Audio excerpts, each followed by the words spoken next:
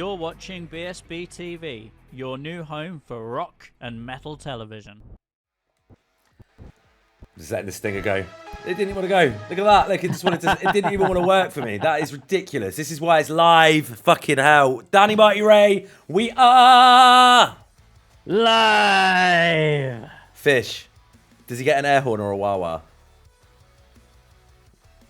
Let's go. Come on. Tell me which one I got. Hit it. He already told me. Yes, that's it. That's how we like to start a show. It always makes me happy. Also, well, thanks to OBS being a dick and giving everyone a sneak preview of the next song, well, the first song. But how is everyone doing tonight? How is everyone in chat? Fish, how are you doing? First of all, this is Fish from Idobi Radio. We've wanted to get you on here for ages, so this is like a real honor to have you with us. Oh, that's awesome. How are you doing? Dude, doing good. It's noon here in Los Angeles. I'm working from home today so I could do this call and not be too distracted because in my office right now I have a 6'5" animatronic Jack Skellington that anytime I move or say anything, it just starts moving and making sounds and I don't know how to shut it off. I can unplug it, but I'm not going to. I have one of those too. It's Danny. Like, he's just Danny literally... gives 6'5" energy. You do have six, but you're not. You do have 6'5". If you were 6'5", I wouldn't bat an eyelid. I think you could get away with looking 6'5". You'd look like, you know what you'd look like? I'll take it. No, but what? You know in Space Jam, the Monstars. Yeah. Oh god, yeah. You'd look like one of them. That'd be amazing. Yeah. Oh, that'd be great. I'd love that. Could you imagine everyone like Danny's a short ass as well? Wait, you're the same height as me. I shouldn't say that. We are the same height, aren't we? Pretty much. Practically. Thing is, I'm short and fat, so I just look jolly. Danny's short and skinny, so he looks like Mr. Burns. It's just how it goes, you know. But how is everyone in chat? Actually, Danny, how are you doing today? I'm doing good, man. Been really, really stoked for this show, so I think it's going to be a good time, and hopefully we're going to introduce Mike to some pretty fucking awesome bands. Yeah, also, I want to give a shout out. I saw a message. There's loads of messages coming through and I've lost it already. Fuck. And I shouldn't be swearing because the message I want to read out. It was from Chunky Nut Butter. Hey, Chunky Nut Butter. Who says, when I can find the message because you guys are mad. It's 12 noon here and I'm at school teaching music to third graders. Lol. What this a legend. is the perfect show for your third graders to watch. We will try and be on our best behaviour. We can't fucking promise we won't swear because it just happens. But... You know. I mean, in third grade is when I discovered the art of the dick joke. So it's been pretty hard to top that since. Yeah, it's one of those, isn't it? Once you discover a good dick joke, you just don't go back, do you? No. Have you guys seen that guy on Instagram, TikTok, wherever, who does those videos and he imitates Blink-182 and does it so perfectly? I think I've sent it to you, Danny. And he's like, I've seen so many different ones. He's brilliant though. He just it's like he's at a concert. And he's like, hey, Mark, and he's like, yes, Tom. He's like, Mark, did you know last night I fucked your mom? He's like, oh no, man, no. And it does a Mark joke back. It's brilliant. If you get a chance, I'll send you it because it's so fucking funny. I know the one that you mean. He like manages to encapsulate all three of their personalities, which is like insane. Just look at that. Mike from Field Hockey says, I was rocking Metallica back in third grade. Do you know what? Like, I had a really weird start to music. It's a great way to start this stream. You know, I did have a weird start to music because I was a choir boy. Like, I was... I mean, I started playing the cello, so, you know, there we go. We had unorthodox... Why didn't you learn the bass then? Into rock. I don't know. I went from cello to guitar. Because, you know, you put it outside in cello. You got a bass. You got a bass, yeah. No, well, like, it's interesting to me that you didn't pick up the bass. Yeah, no. And I think the only reason I went for a cello is because there wasn't a guitar in the room at the time when I went in to go and, like, choose an instrument. And I just made a beeline for the cello. No, I played the trumpet because... in my head, I was like, oh, there's only 3 different notes you could do. This is going to be so easy to like look at someone while I'm trying to read sheet music and know what I'm doing. Did not realize that the same fucking thingy-maboggers, like the holding the things down with different breath would make different notes and stuff. I was like, damn it. Yeah, but you know what would be great? That could be like your chat up line, Fish. You could just like pull out the trumpet and just really seductively look at someone and just, you know, trumpet away. Like just trumpet away. I mean, had I had the knowledge of music I had I could have truly been in Real Big Fish Yeah. at that point if I Yeah. continued with trumpet. I have this weird thing about music, right? And if you put a trumpet, saxophone, a fucking kazoo if you want, like, you know, ukulele, anything that's not supposed to be in a pop punk track, and you whack it in a pop punk track, obviously then you get Midwest emo, of course, but it makes my heart go like skip a beat. It's honestly, it's a straight line to my heart if you do something like that. And every time there's a song that blows me away on this stream, I'm always like, oh my God, there's a saxophone. It's kind of become a little bit of a running joke that, you know, people put saxophones in tracks, send them to us. I'm like, well, specifically for Ben will like it, you know. So, oh man, so Joe, you're a big fan about Grayscale, Chase Atlantic. Yeah. Oh, do you know what? Grayscale, I actually use Grayscale a lot when I warm up the vocals, just because they're just Not Afraid to Die and stuff is just a track that it lives rent-free in my head. They're just a band that go from strength to strength, and I just hope that they continue. I really, really do. But yeah, like, and stuff like, I remember years ago, the Rocket Summer had that track with a saxophone solo on it. And I was just like, this is the coolest thing I've ever heard. The rest of the song was like, it's good, but it was like, but I would live to get to that moment. Huge like fan of like, I love the Wonder Years, but I think that Aaron West and the Roaring Twenties is just as good because it has some weird and wonderful instruments all involved. Lap steel guitars. Rock bands, put lap steel guitars in your songs, please. They just sound amazing. But yeah. Oh, they sound so good. I want to start a band where it's like no guitars or bass, it's all different instruments to make the sound. Kind of like what like Max Bemis did on the Hebrews album, Say Anything. Whereas like no guitars, I'm going to just put weird instruments in there and make rock music. But yeah, anyway, we have got... I think we could go to SoundCloud with it. There we go. We're sorted. See, we had SoundCloud rappers. We'll be SoundCloud punkers. That's what we'll do. We're coming for you, Post Malone. We're going to take your crown. Right, so we have got 11 tracks for you today. We were going to have 10, but we had and I'm just going to... you're going to know which track it is because it's at the end of the playlist because of what I've had to do. We had the most amazing submission come through about an hour ago, and really, yeah, like I was fucking buzzing. Like as soon as I'd heard it, I was like, "Yo, this is amazing." The band's called the Kid Electric. I've heard the name before, and I don't know why, but very fucking impressed. I think you're in for a treat. But what we're gonna do at the end, after each track, obviously, as always, we're gonna give you guys some feedback. At the end, Fish is gonna pick his industry pick. And then the Kid Electric will take the place in the semi-final of which band, of the band that's been replaced, unless, of course, they are the industry pick. And then they won't be up for track of the week because we always keep those separate. But yeah, are we all good to start some music? Oh, yeah. Please do. Obviously, like, YouTube decided that I was ready anyway, so did me in. Have you noticed, I don't know, Fish, have you noticed quickly the new update on YouTube that makes it really difficult to see what band you're playing because they've put all the playlist stuff in front of it and it's just a nightmare now? I hate to say it, I don't use YouTube at all for the most part. I wouldn't if it wasn't for this. Right, but first up then... go on. I'm a very simple guy with stuff. So am I, but that's the thing. When they change it, I get like full-on autism, and I'm just like, I can't deal with this. Like, this is, and I do. I literally, it does me. And Danny will tell you, I ring you up over the most trivial shit, just because I'm like, oh my god, they've moved the YouTube menu round, and my head just can't cope with it. It is frustrating, though. It is frustrating that they keep changing things like that. Yeah. Like, after you get accustomed. Yeah. Same with the social media. The worst one's the Instagram update right now. When you slide, it goes straight to Reels instead of your messages. Yeah. Fuck that. It's made something for really awkward situations in public. Yeah.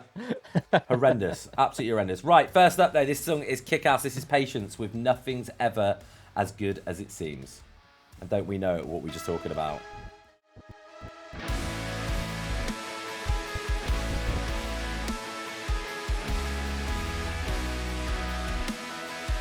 Kyle, I'm so glad you said that because at least someone's on my side.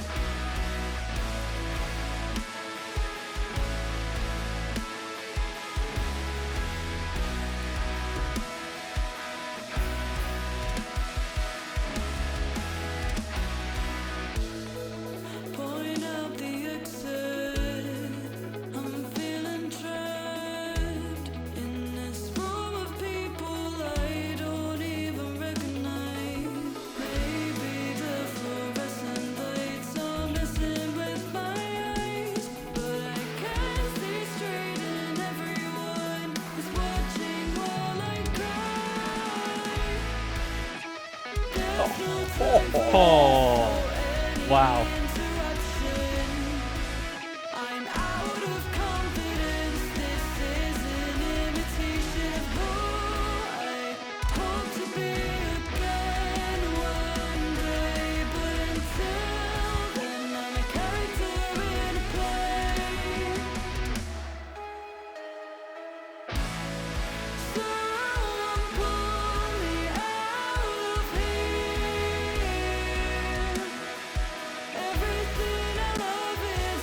Jay Safety, isn't it just? Oh.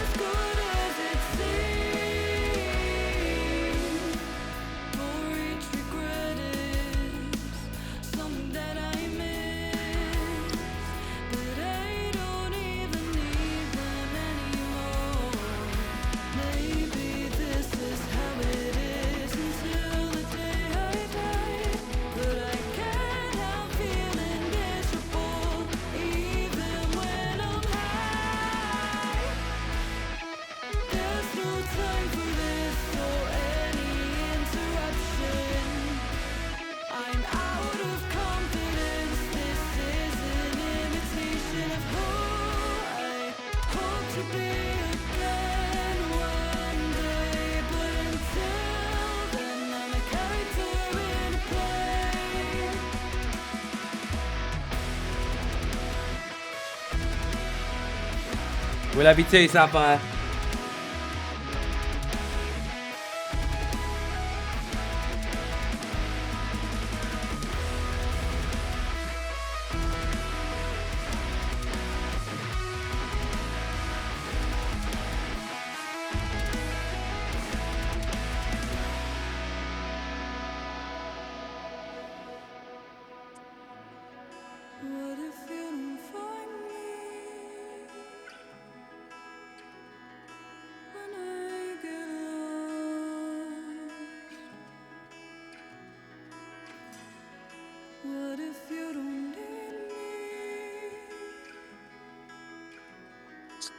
It's giving me almost Kate Bush vibes on the vocals.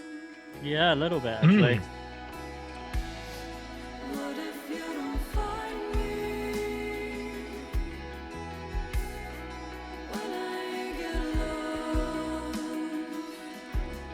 I have a feeling the guitarist is going to tap every fret on that fretboard before the end of the song.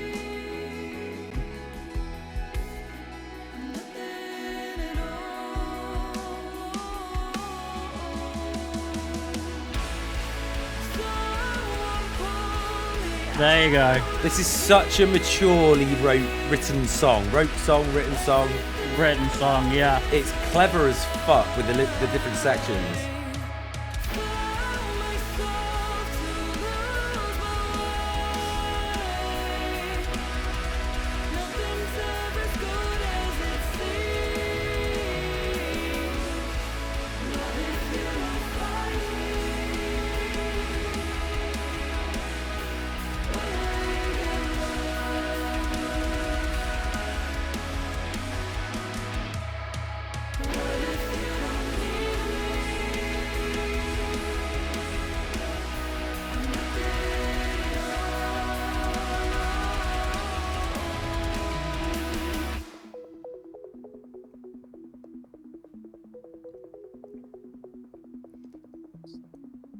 Production on this is incredible.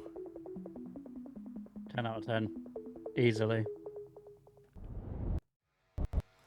Wow. What a good, really How do you good start song. with that one? I don't know. I mean, the playlist gods have done us good there. That's a fucking big song.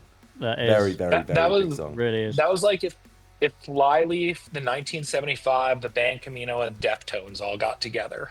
Yeah. Yeah. Yeah. And I love her vocal because she's got a real 80s vocal. And I just think, you know who they'd be great on tour with? Pale Waves. That's a Ooh, shout. I was literally about to say they have a Pale Waves vibe to They've got a really big Pale Waves vibe, but in their own uniqueness as well. It's like Pale Waves decided Midwest emo was a way to go and just combine the two. And I just think it's just really nice.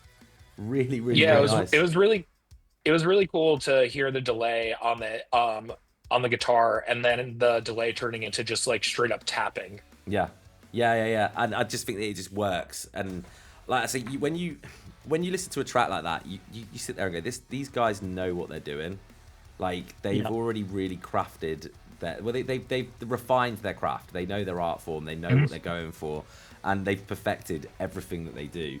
There's nothing about that track I would change. I think the drums were incredible. The guitars are an absolute centerpiece for the track. Her vocal is just, it's dreamy. It's got that real dreamy sort of feel to it. And when you put that all together, you know, you got a recipe there, you know? We're making a cake, guys. We're making a cake. Hell yeah. my only critique would be cut it down by about 2.5 minutes. But that's just me personally. That's the pop punk in you coming out, Fish. That is what that is. That is 100% the pop kid. Yeah, but you know, because I'm sitting there going, I could have gone for another 2.5 minutes because I was like, when it quietened down, I was like, there was part of me was like, they're going to end on this quiet section, but I am so glad that they did boost it back into. So they brought it back in. Yeah, 100%. Here's a shout that it also reminded me of too. That the best band in the world, in my opinion, Envy on the Coast. If you guys remember that from Long Island. Whoa, that is a shout. What a fucking throwback! Yeah, that is. That is literally like I straight away. You mentioned Envy on the Coast. I start thinking about all the bands that I used to listen to around that era, and like I'm Medina Lake. Medina Lake, Sparks the Rescue. Like Sparks the Sleeping. The sleep. Oh, we could do this all day. We could literally. I'm getting a little bit harder than the table just over the thought of all these great old bands that were just out there. Because like there was a great. I was thinking about Spark the Rescue earlier. It just reminded me. I don't know why Envy and the Coast just reminded me of them, but I was going, whatever happened to Spark the Rescue? Didn't they have? But weren't they like one of those really problematic bands? Bless them. That like. I don't think so. I don't think there was any crazy thing problematic about Sparks. I could be completely wrong. I'm not sticking up for them by any means. I don't really know them. Smallman, thanks for the sub, by the way. That's 21 months sub. We really appreciate you. But no, I read something, and this is ages ago, and I was trying to think about it, and I was like, were they a really problematic band, or am I just like, am I adding two different stories together and completely bad mouthing a band? That, it could be a completely different band. Yeah, could be. Yeah, it could be.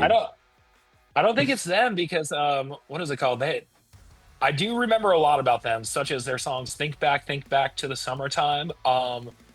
Then the song about margaritas in Mexico. Yeah. And then I believe original guitarist, I know he played guitar at some point or another, Mike Nairn went on to and is still playing in Panic at the Disco. It's crazy, isn't it? What a crazy fucking world. Who else is there? I was thinking, it just reminds, like, just so many bands in that era that I really miss. There's another, like, Downtown Fiction. Oh, of course, yeah. Downtown Fiction. I love Kyle Rogers. He's actually coming to my Christmas party next week. Look at that, small world. But like that Downtown Fiction. So cool. But give a shout out from us to Downtown Fiction because they were a band that they got me through a lot of like difficulty, like growing up, and they were just one of those bands I always went back to. There was a band from Canada as well called. Do you remember These Kids Wear Crowns? I don't know. That's out of my Fish. Get on them. They're right up your alley. Like they are so good. They never made it big, but they were like, it's amazing when I do say them. People go, oh, I remember them. They had a song. My favourite song from them was called like FIFA 99 or something, based on the FIFA soccer games. And what a band. Like Smolman's just said, awesome band, like in chat. Bayside is just amazing. Oh my God. Bayside's one of those bands, you like one song, you like every song by them.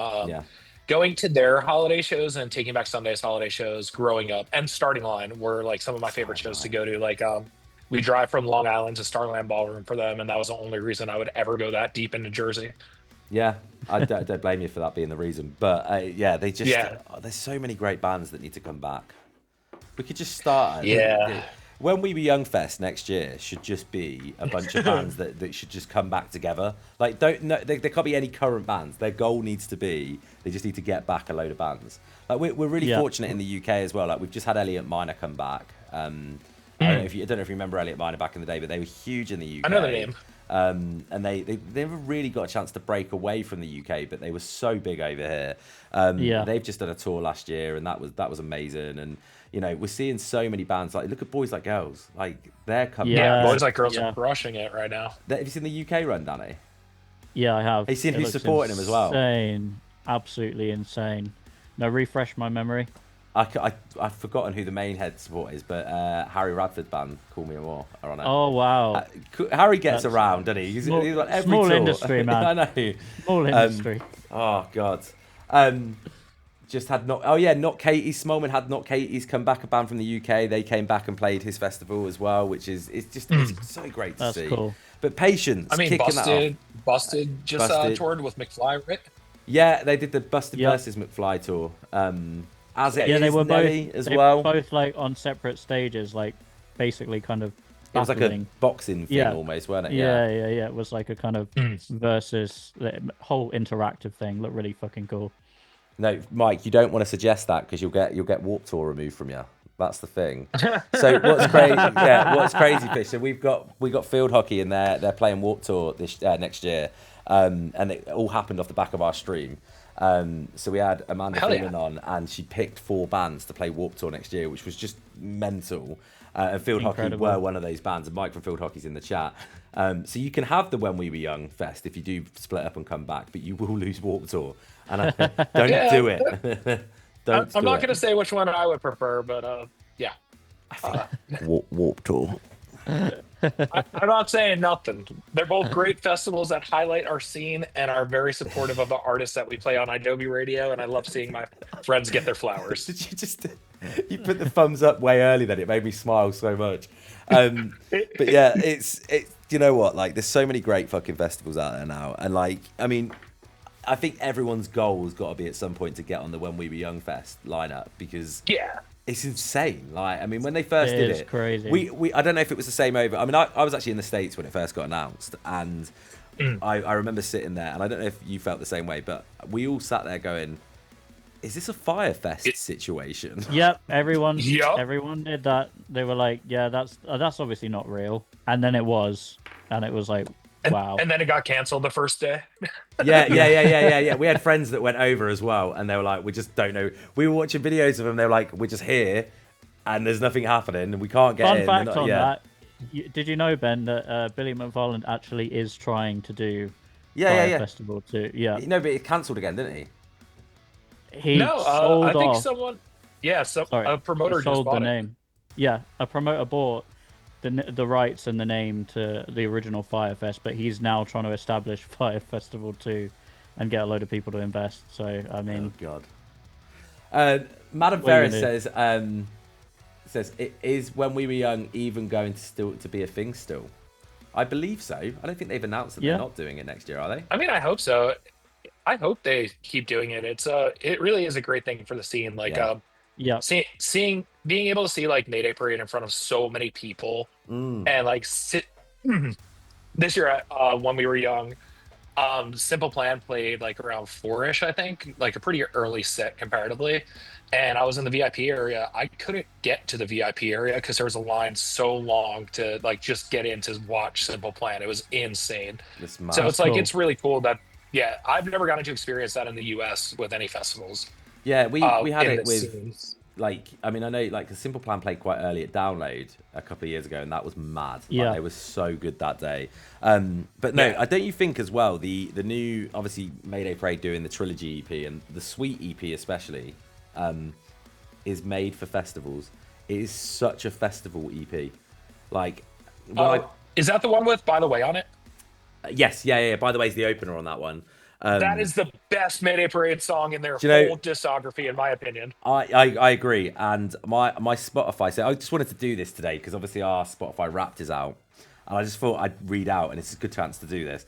I don't know if you've got yours, ready, Danny, or anything, but my top 10 on Spotify this year are my top track this year was By the Way by Mayday Parade. So that was nice. Really? Yeah. Then it was Piece of Shit by Swayco, because that song is just because it uses Build a Bitch. You know the song Build a Bitch? It uses the bit from that. Yeah. And it gets stuck. Then it's Love Bomb by a shit band called Gold State. Shout out to mine and Danny's band Gold State. I listen to my own band. That's sad, isn't it? We released the project this year, so it's been nice to have it up. Then it's Red Guitar by Water Parks.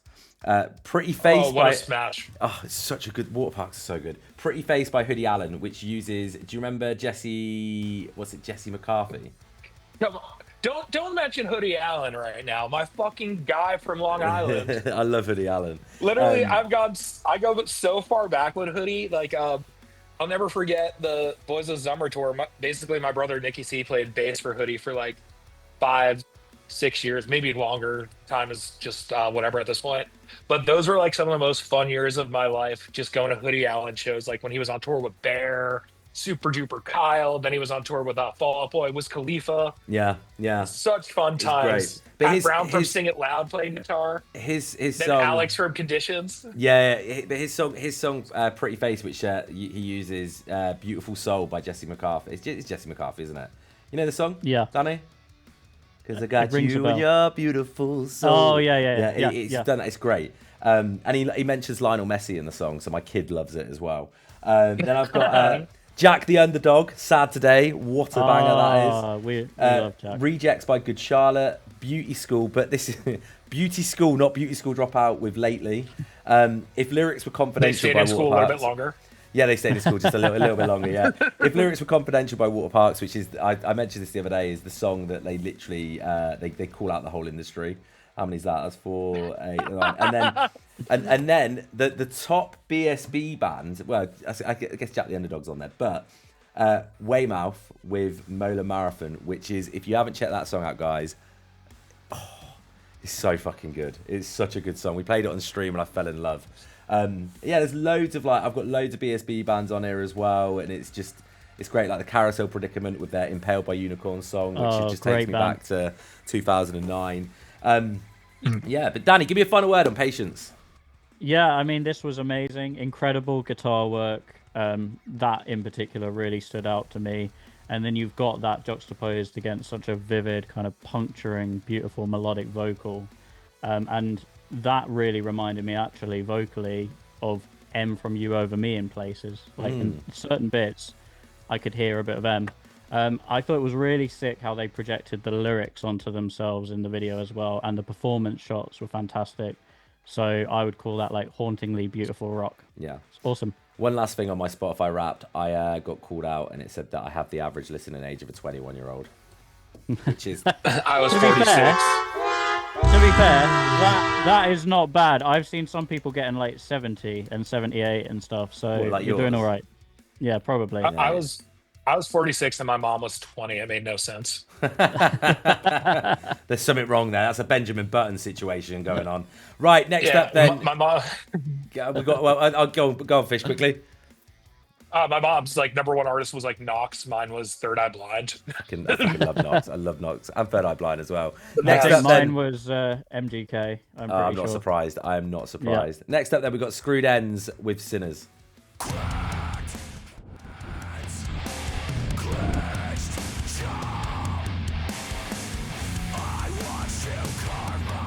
At least we're all legal, you know. Oh, well, I can't drink in America.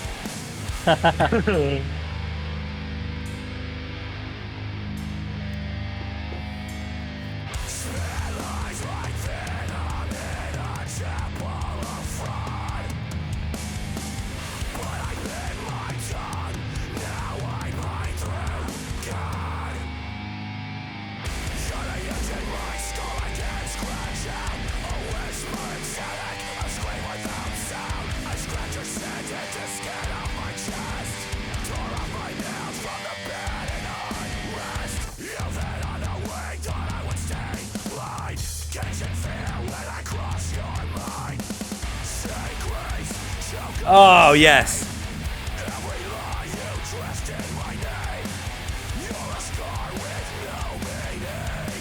Lindsay.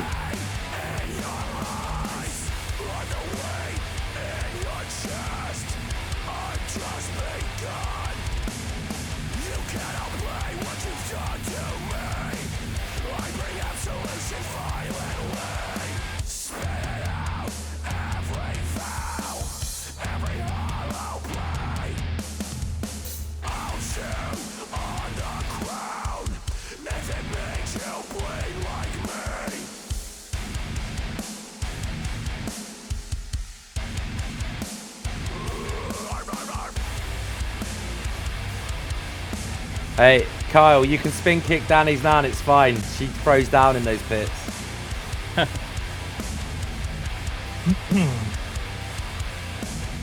We wrestle not with flesh and blood, but principalities and powers. That was cool. I like it. That was sick. That was sick.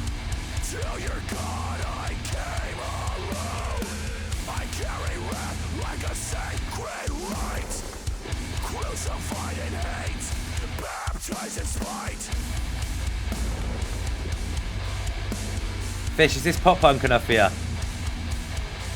It's This is so good.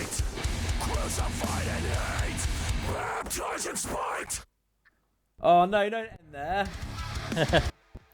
Right, before... See, okay. Oh, go on. I'll let you do... Go for it, Fish. I'm going to cut you off because it was the point I made on the last song. I would rather be wanting more in a song and listen to it twice. I agree. I 100% agree with that. That is the way that they did that was very fucking clever. I just want to quickly... Screwed Ends hit us up yesterday, I believe it was, Danny, wasn't it? Yeah. And mentioned so. They would also love to be on Monday's show where we've got Shandan Haran and Trevor Swenson joining us. And I would just like to say I'm putting that track on there as well for you guys because I know that I just think that you guys are fucking amazing. What you've done here is a really fucking brutal track, but lyrically you can hear the words. He's got such a great fucking scream that I'm like I can latch on to what he's saying, which Will Ramos does that in Lorna Shore for me. Like I listen to Lorna Shore and I'm very like lyrically aware of what I'm listening to. And I want to be able to do that with harsh vocals. You know, it's fucking so good. And that little break as well. Who was it in the break? Did anyone work out who was doing their little spoken word? I think I've seen that clip. Is it a president? No, it's like I think he's like a reverend or something. I'm sure I've seen that clip with him talking to like maybe a reporter or something like that, and she's asking him a question, and then he replies. Kenneth Copeland. That's it. Yeah. I worked that out. If you watch the original clip, it's actually really creepy. A televangelist. Kenneth the fact that they managed to put that in there and use it in the way they did. Yeah, it was sick. Like I'm writing a track for one of my projects at the moment, and we were going through this bit where they couldn't work out how to go from the intro to the first verse because it has this break, and I just went, all right, give me the console, and I sat down with a laptop. Gave me like 5 minutes, and it goes in. The intro goes in, and it just goes, "Hey, this is Jimmy. If you can dream it, you can do it." And it goes into the verse. I was like, "That's how you do it." And I just love shit like that. It's like I love Mum Jeans, and on the first track, obviously, I think most people have heard from Mum Jeans, where they literally quote, "It's Bob's Burgers." It's like they stop fooling around and turn this lean, mean Mum Jeans, yeah. And it's just shit like that in songs get me really, really like excited. And this is a track that. You know, you can have a stank face from the moment it starts to the moment it ends and all the way through. And then you're going to hit that little bit and you're just going to be like, yeah, that's fucking cool. I love it. That's cool. Go on, Fish. Cool. Let me know your full thoughts on it. I will say I liked a lot of elements of it. I am not a hardcore kid at all. I mentioned Envy on the Coast before, and I would say that was probably the hardest band I listened to growing up.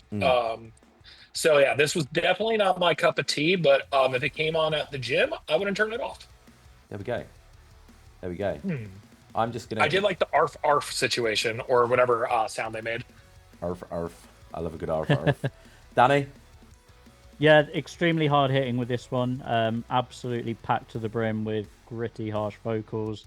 It took a moment to like fully hit in, but when it did, it went hard. Excellent lyrical craftsmanship. And I thought throwing that spoken bit in was a really cool thing to do, like to take a cultural reference like that or a pop reference and put it into the song like that was a really good use of it. So it was sick. Yeah. Go on then, quickly, before we go to the next track. Has anyone got like a spoken word bit in a song that they just absolutely adore? Like, when it comes in, it just makes you smile. Yeah. Go on. The intro to You're Still the One by Shania Twain. I shit you not. That's a shout. You know, growing up, Shania Twain was one of my dad's favourite artists, and it was like his guilty pleasure. And if you ever brought it up around him, he'd like fully deny it. So whenever like people would come round, if he was, because my dad, I love my dad's pieces, but he's a right show off. And he'd be like, he loves, like, he would literally, this is how he would introduce me. Everyone's going to say this is so cruel, and it is fucking cruel. he would introduce me to his friends and go, "This is Ben. When he was born, we got rid of the baby and kept the afterbirth." And that is how he would introduce me. That's his level of humour, right? And so what I would do is every time he'd give me a little bit of shit, I'd be like, "Have you heard about the Shania Twain CDs?" And Dad would be like, "No, don't you dare." And I'd just go over to his CD collection, just pull out every Shania Twain album that he has. It's like, yeah, fuck you. I don't know how it became a thing, but I just started playing Man, I Feel Like a Woman at midnight every time I DJ, and like people started catching on to it. So like I never like listened to more than just the singles by Shania. But there was one day during COVID, I remember specifically, I was like, I got nothing to do. I'm gonna take a bath. And I accidentally put on Man, I Feel Like a Woman from the album. And I was like, you know what? I'll listen to the whole record. I'm like, the Come On Over record that came out in 97. And I'm like, this might be the best record ever recorded. This is so fucking good. She is an incredible artist. I really like the track Honey, I'm Home. It's got like a real like bounce to it. What a really smash. Cool. It is. Who would have thought this was going to happen? You know, we talk Shania Twain. We could just do the... We're bonding over Shania Twain. She has a few new ones that are like absolute smashes. Like I think it's called Giddy Up. That one's a smash. And do you guys remember that band With Confidence? Yes. Yeah. Yep. Yeah, Jaden Seeley, man, my best friend, my brother. I had the absolute honor of being the best man at his wedding last year, and so that means I get put in charge of the bachelor party. So I was like, "Yo, Jay, what are you feeling for your bachelor party?" You hired Shania Twain. Oh, I don't want to do anything too crazy. Blah blah blah blah blah. I'm like, all right, cool. Me and four of our closest friends. We're going to Shania Twain in Vegas. That's so nice. good. I brought us all out to Vegas for Danny, Shania why Twain have you never taken me to Shania Twain in Vegas? Fuck you. Well, we'll have to work on it. You don't take me anywhere these days. The last thing about Shania I'll say is that's how I fell in love with Teddy Swims, and the reason I had him on my show the first time back in 2021 was because of his Shania Twain cover of Still the One. That's awesome. Madam Ferris, I read that out. Sorry. Says, I was the best son that my dad could ever ask for. And he put ... I'm the oldest girl and I have a younger brother. That is like getting you both in one, and I think that's just amazing. Danny, this is for you. And he's a dick. He's so fucking mean to me. Because you won't take me to Shania Twain in Vegas. Right, track 3 then. We've got Ocean Planet with Devastate.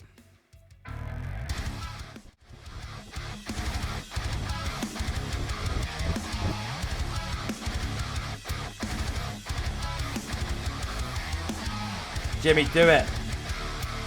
Do it. Wait, Jimmy, is it James?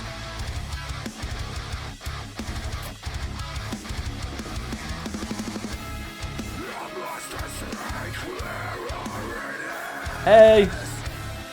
But yes, we can definitely do that.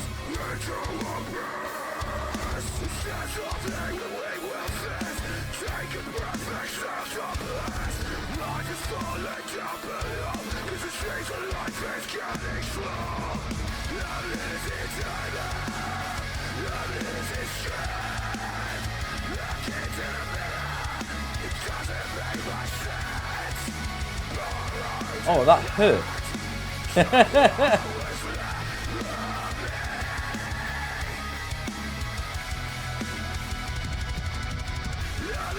Go, Fish!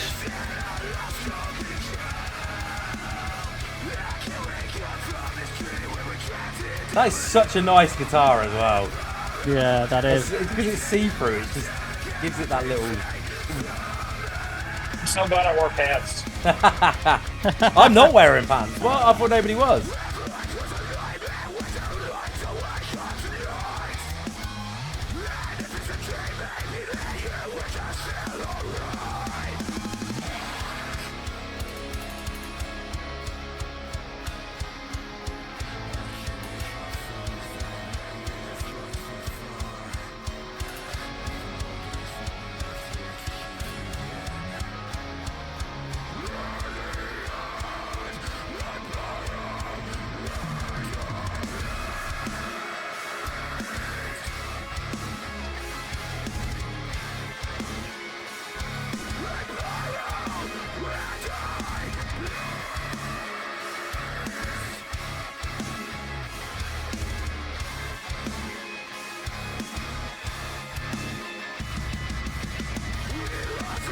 Are they actually hanging? Are these UK?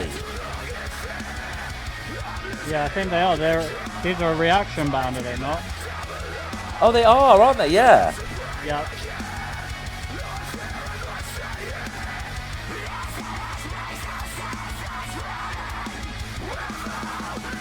Fuck, these are... Jay, these might be my favourite reaction band you've ever put on. This is so fucking good.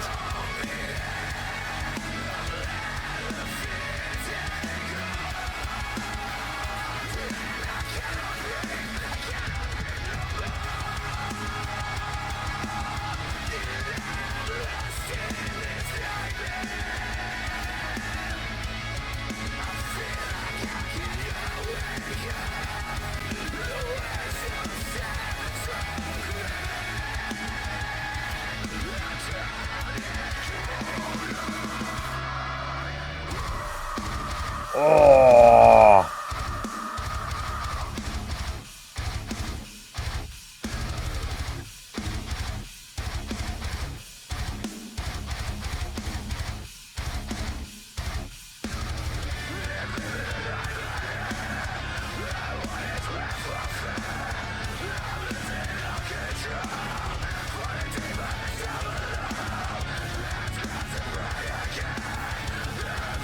Just listen to that guitar work, man.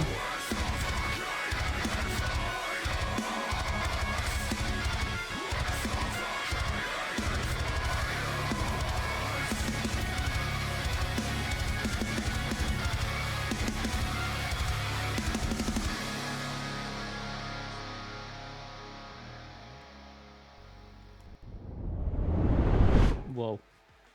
That was a song for me of two halves, but both halves were just as strong as each other. But the way that ended was just, chef's kiss. Another one that was heavy for Fish, but fucking hell, like, A, I wasn't expecting him to be English. B, I wasn't expecting him to be reaction management band because they're quite heavy for reaction. You know, from what we normally get from reaction. Fuck, that was good. That was so good. Like, I'm trying to think. There was points of it where I was almost kind of like instrumentally taken back to like that kind of self-titled Avenged Sevenfold album. Like just a little bit, just in places because the guitars were really telling a story and gave it such a like. I would not be surprised to see them like on a stage at Download, like, and it just you walk past not knowing a band and you hear that at Download and you're like, holy fuck, who the fuck are these? These are insane. Like, you know what I mean? Like, I big investment in this band now, and I'm going to check out everything they've got because that was, if they're as strong as that, they're a very, very, very big band to come, definitely. Fish, go on, what do you think? I thought they needed a music video, so I took it amongst myself. I don't know if the viewers also saw me dancing around with my guitar while the song was playing. Bless. I'm very glad I wore pants, like I said. I really like the dissonant harmonies they were using, or the dissonance they were using on the parts. That was really cool. And I did like how they had the lyrics up there because I was able to follow along, and I did like the lyrics on it. Yeah, the thing is, I watch it on the OBS screen, which is what the audience can see, and we basically because YouTube is a rectangle, our TV screen is a square. Because we've got like a really retro TV that all the videos play on. So it cuts the lyrics off. So I was trying to read along with the lyrics. I was like, fuck's sake. Which is not the band's fault at all. I mean, Danny was adamant. He literally, like, you spent a good year of BSB going, I want a retro TV. I mean, it does look sick. We got it built and it looks fresh. It's a green screen and everything. But YouTube videos don't like it and they don't fit 100% on the screen. No. Which works really well on music videos, but on lyric videos it always cuts off words, which can get a bit awkward at times. But no, it's a fucking good song. Really, really cool. I'm not surprised. The Ocean Planet just said we played the new Blood stage at Bloodstock this year. That does not surprise me at all. Awesome. I just put it out there. You shouldn't be on the new Blood stage. You should be on one of the main stages because I bet this goes large when you play it live. Like, that's massive. But it'll happen. Yeah, I know, Mike. I know. Go on, Danny. Give me a final word. Yeah, another super heavy track. There were some really cool and interesting stylistic choices musically in there for me. just in terms of like the chords, the flow, and just the overall composition. I almost got like architects in certain places, like just certain places within the track. Because it's got desperation screams. Yeah. Yeah. Yeah, 100%. He's got that grit and that desperation. Really we sick. call it, just quickly, to anyone that's new to BSB, we call it a desperation scream. It's something, I don't know if it's a common term, but it's where you can hear the desperation in the voice, as if the emotion's coming out. It's my favourite harsh vocal that you can possibly do, because I think that, like, again, I'm going to go back to Lorna Shore, Will Ramos, when he screams, you can feel every emotion in what he does. Yeah. And with this, again, you got a vocalist where the emotion's coming out, and with a vocal where it's harsh, you almost feel that it's not natural that you should feel that. So when you do feel that emotion, it's like that's a skill. But anyway, sorry, Danny, carry on. Super cool. Yeah, and just to top that off, I mean, the guitar work in that was absolutely immaculate, which is why you got Fish jamming along. So, you know, pretty sick. Yeah. Pretty awesome. Exactly. I was not cool enough or important enough for Sapphire to stalk me pre-BSB. She I was safe back then. I haven't had a safe sleep ever since that we started this platform. You know that, right? There was one time, Fisher. Sapphire, we call her, she's our safe stalker. She's a stalker, but she's not going to hurt you, all right? It's not like a baby reindeer situation either, don't worry. But there was one time that I went, Sapphire's probably outside my window, and I put my hands out the window with fingers. I said, how many fingers am I holding up? And she just went in the chat, she went 4. And I was like, she's fucking it. Like, That's crazy. She's not. We've had a stalker on stream before. Do you remember that? I'm not going to name any names, but that person that described my bedroom, literally described my bedroom and told me how I was going to hang from the ceiling from it. Which was great fun. And he got it down to a T. My room, he did design my. I actually, no word of a lie, I moved my room around after that. Like, I'm not surprised. Yeah, it was crazy. It was crazy. I'm too paranoid to have a stalker or anyone saying they're a stalker. I'm a paranoid Italian kid from Long Island, so. There's a market for you, Fish. There is a market out there. You know, if anybody wants to stalk a paranoid Italian from Long Island, he's right here. He's taking applications. Just keep it. And I smoke far too much weed to hear like the slightest creak at like 3 a.m. in my apartment, because I'll just assume it's Sapphire. There we go. At this point, I'm just gonna be like, that. We're gonna get a text tomorrow going, you'll never guess what happened last night. I heard a creak, and like I genuinely was like, fuck. Plus, she travels far and wide to go to shows as well. She lives in Ireland, and unfortunately for Ireland, they don't get many shows going over there at the moment. So she was like, fuck it, I'll just fly to England and go to shows over there. Yeah, we got to give her a massive shout. She does literally follow bands around the globe to support them, which is incredible. Yeah. Oh, that's awesome. Yeah. Oh yeah, I get stoked when someone from West Hollywood goes downtown when I DJ. So I can't imagine the feeling if someone like flew somewhere. It just gets a bit awkward when she ties you up, and then we'll only release you if you release a new song. Like, I mean, that gets a little bit like, you know, it's a bit brutal, but you know, we could deal with it. We'll deal with it. Right. Usually I have to pay for that. So exactly. It saved Danny an arm and a leg in BDSM fees. She really has. Right. Next up, then we've got.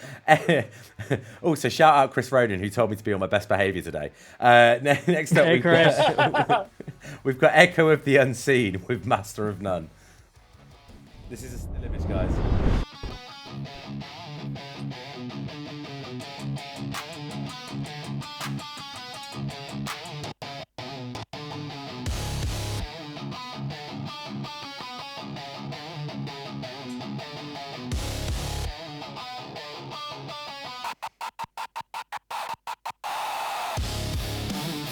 Now that was sick.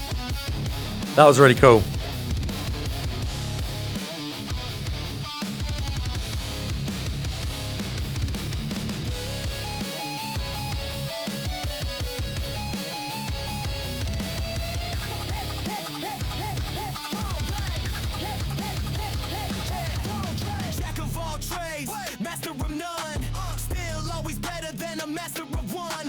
Yeah.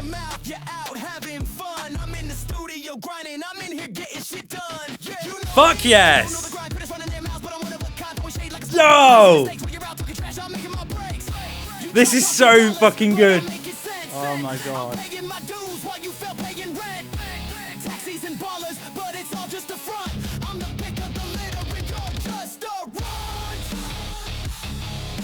Yes. I don't need your compliments.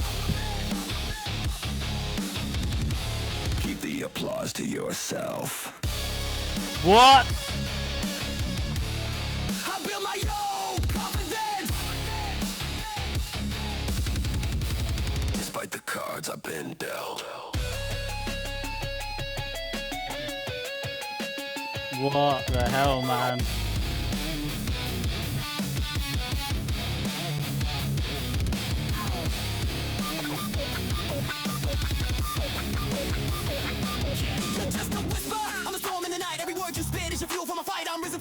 A record of the unseen in chat right now.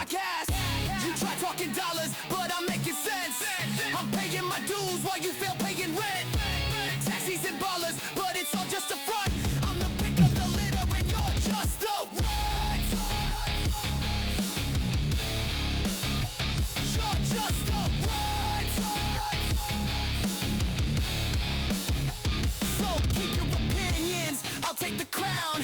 This is my time and I'm not backing down. I'm the voice of the unheard, the sound of the brave. In a world full of critics, I'm the one they can't save. I think they're from California, Sapphire.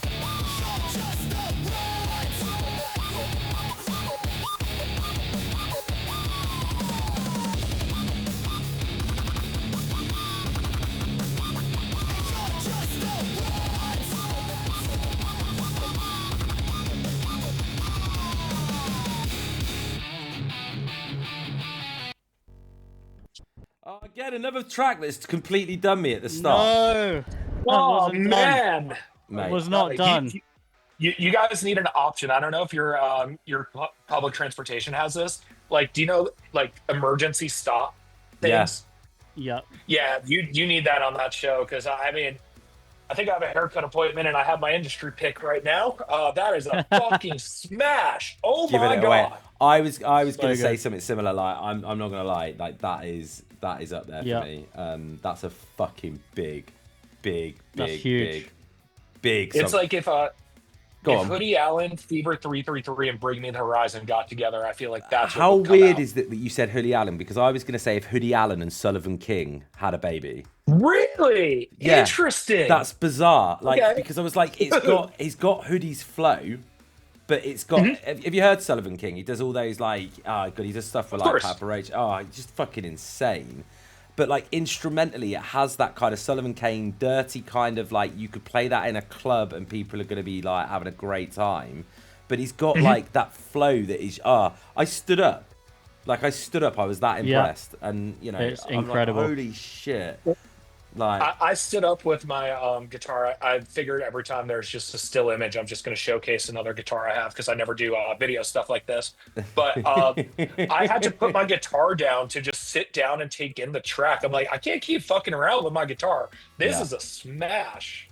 Yeah, It's incredible. I'm absolutely Go on, Fish. Blown I away. want a one line from you on the track. Ooh, a one line on the track. It's just because it like if this has a chance of being your industry pick, I need a quote, and I want a good quote. This is your moment to shine. Oh, damn. No pressure. It's putting me on the spot right here. But all I know is like literally that's everything I love in music. That like encapsulated the Run DMC. It encapsulated like the pop punk mixed with the heavy, like the amount of heavy that I like. It reminded me a lot of the artists right now, Ryan Oakes too. Yes. Yeah, I was Metallica gonna as well, say- by the way. Just quickly, Danny. Metallica, thank you so much for the follow. Go on, Danny. Thank you. Yeah, I was gonna say for me it's like Ryan Oakes meets Limp Bizkit. Like that's the vibe that I get, and this is probably one of the best new metal tracks that I've heard since Break Stuff, which I don't say lightly, but I genuinely this is iconic. Rogue This is, Origin, like, thank you so much for the fucking follow as cool. well. Do you want a Thank you. really interesting full I'm full about circle to- moment? Ryan Oakes, Yeah, the guy who does Ryan Oakes beats. He does beats with Ryan Oakes. It works with me. He worked with us on a beat for one of our songs, which is Yep. our first single. Wait, who? What's his? Oh my god! Now I'm gonna. You ask me. I will get his Matty name. Beats, isn't it? Matty I Beats. Yeah, think? it's Matty Beats. Yeah. Oh, and no he does- way. Yeah. So Matty Beats did the beats for Love Bomb, which is Yep. So we worked on the track with him and built that, and that's what our first single was, because we wanted to work with someone who had that kind of sound, because we're both massive fans of Ryan Oakes. I think Ryan is like, he deserves to be so much bigger than he is. He's such a great fucking dude. And we were looking for that kind of Modson-esque kind of style where it wasn't so... Oh, we love Modson, yeah. Yeah, it wasn't so like MGK where it is really... Because as I love MGK, he's one of my favourite artists at the moment. I think what he does for the scene is amazing, no matter what you think of him. Like, he has brought so many people into pop punk, but he's quite cookie cutter, whereas I feel Modson and Ryan Oakes have got a little bit of grit to him behind their tracks, and we wanted that kind of style. So yeah, fucking, like, I love all that lot. They're just amazing people and all smashing it. And yeah, and no matter what you think of MGK, there's a lot of people listening to pop punk and alternative music now. Oh yeah, 100%. He's a gateway artist for the new generation in the same way that McFly and Busted were. You know, there's no doubt about Blink that. 182 were in the day. You know, I know a lot of people got into it because, I mean, I was the same. I discovered Blink, and then it kind of went from there, and then all of a sudden I was wearing black eyeliner and listening to My Chemical Romance. You know, it's it was like a gateway. You know. One more thing on Ryan Oakes, he was a part of the Shania Twain crew to Vegas as well, by the way. Love that.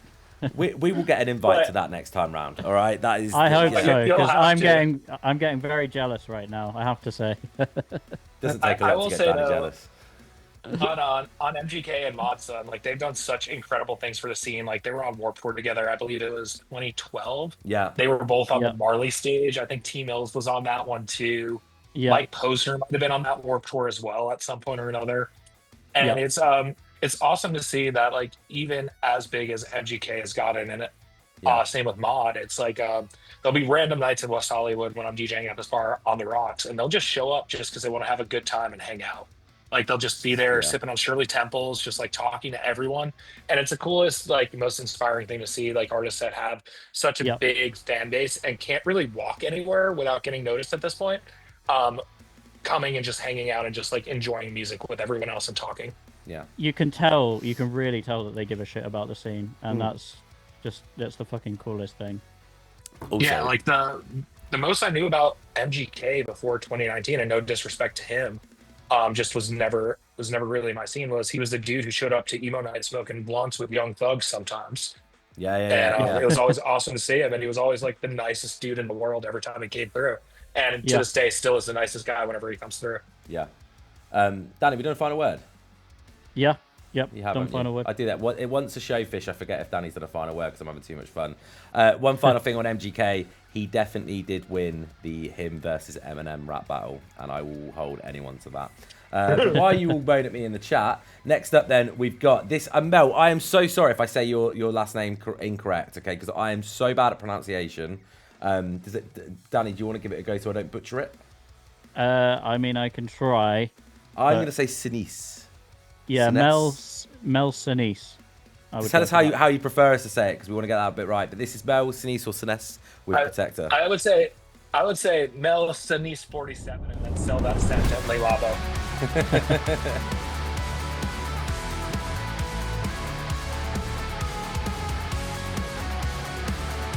Senese, we were right. Thank you.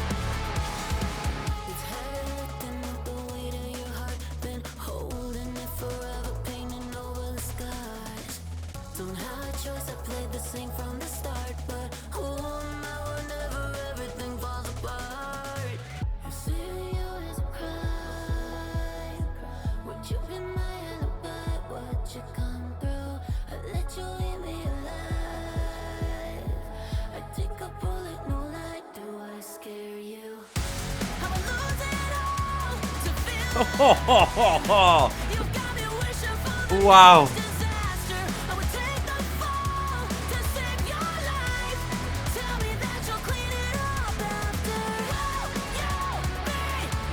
There are no easy choices tonight, I can tell you that. Nope.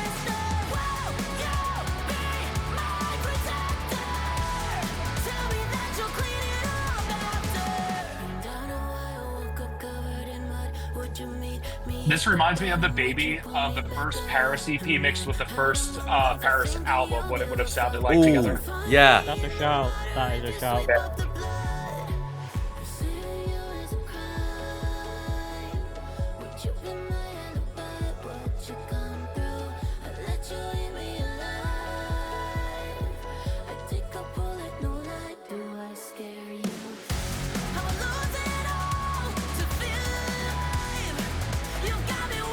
Like, this has got to be a major label artist, surely. This is so clean.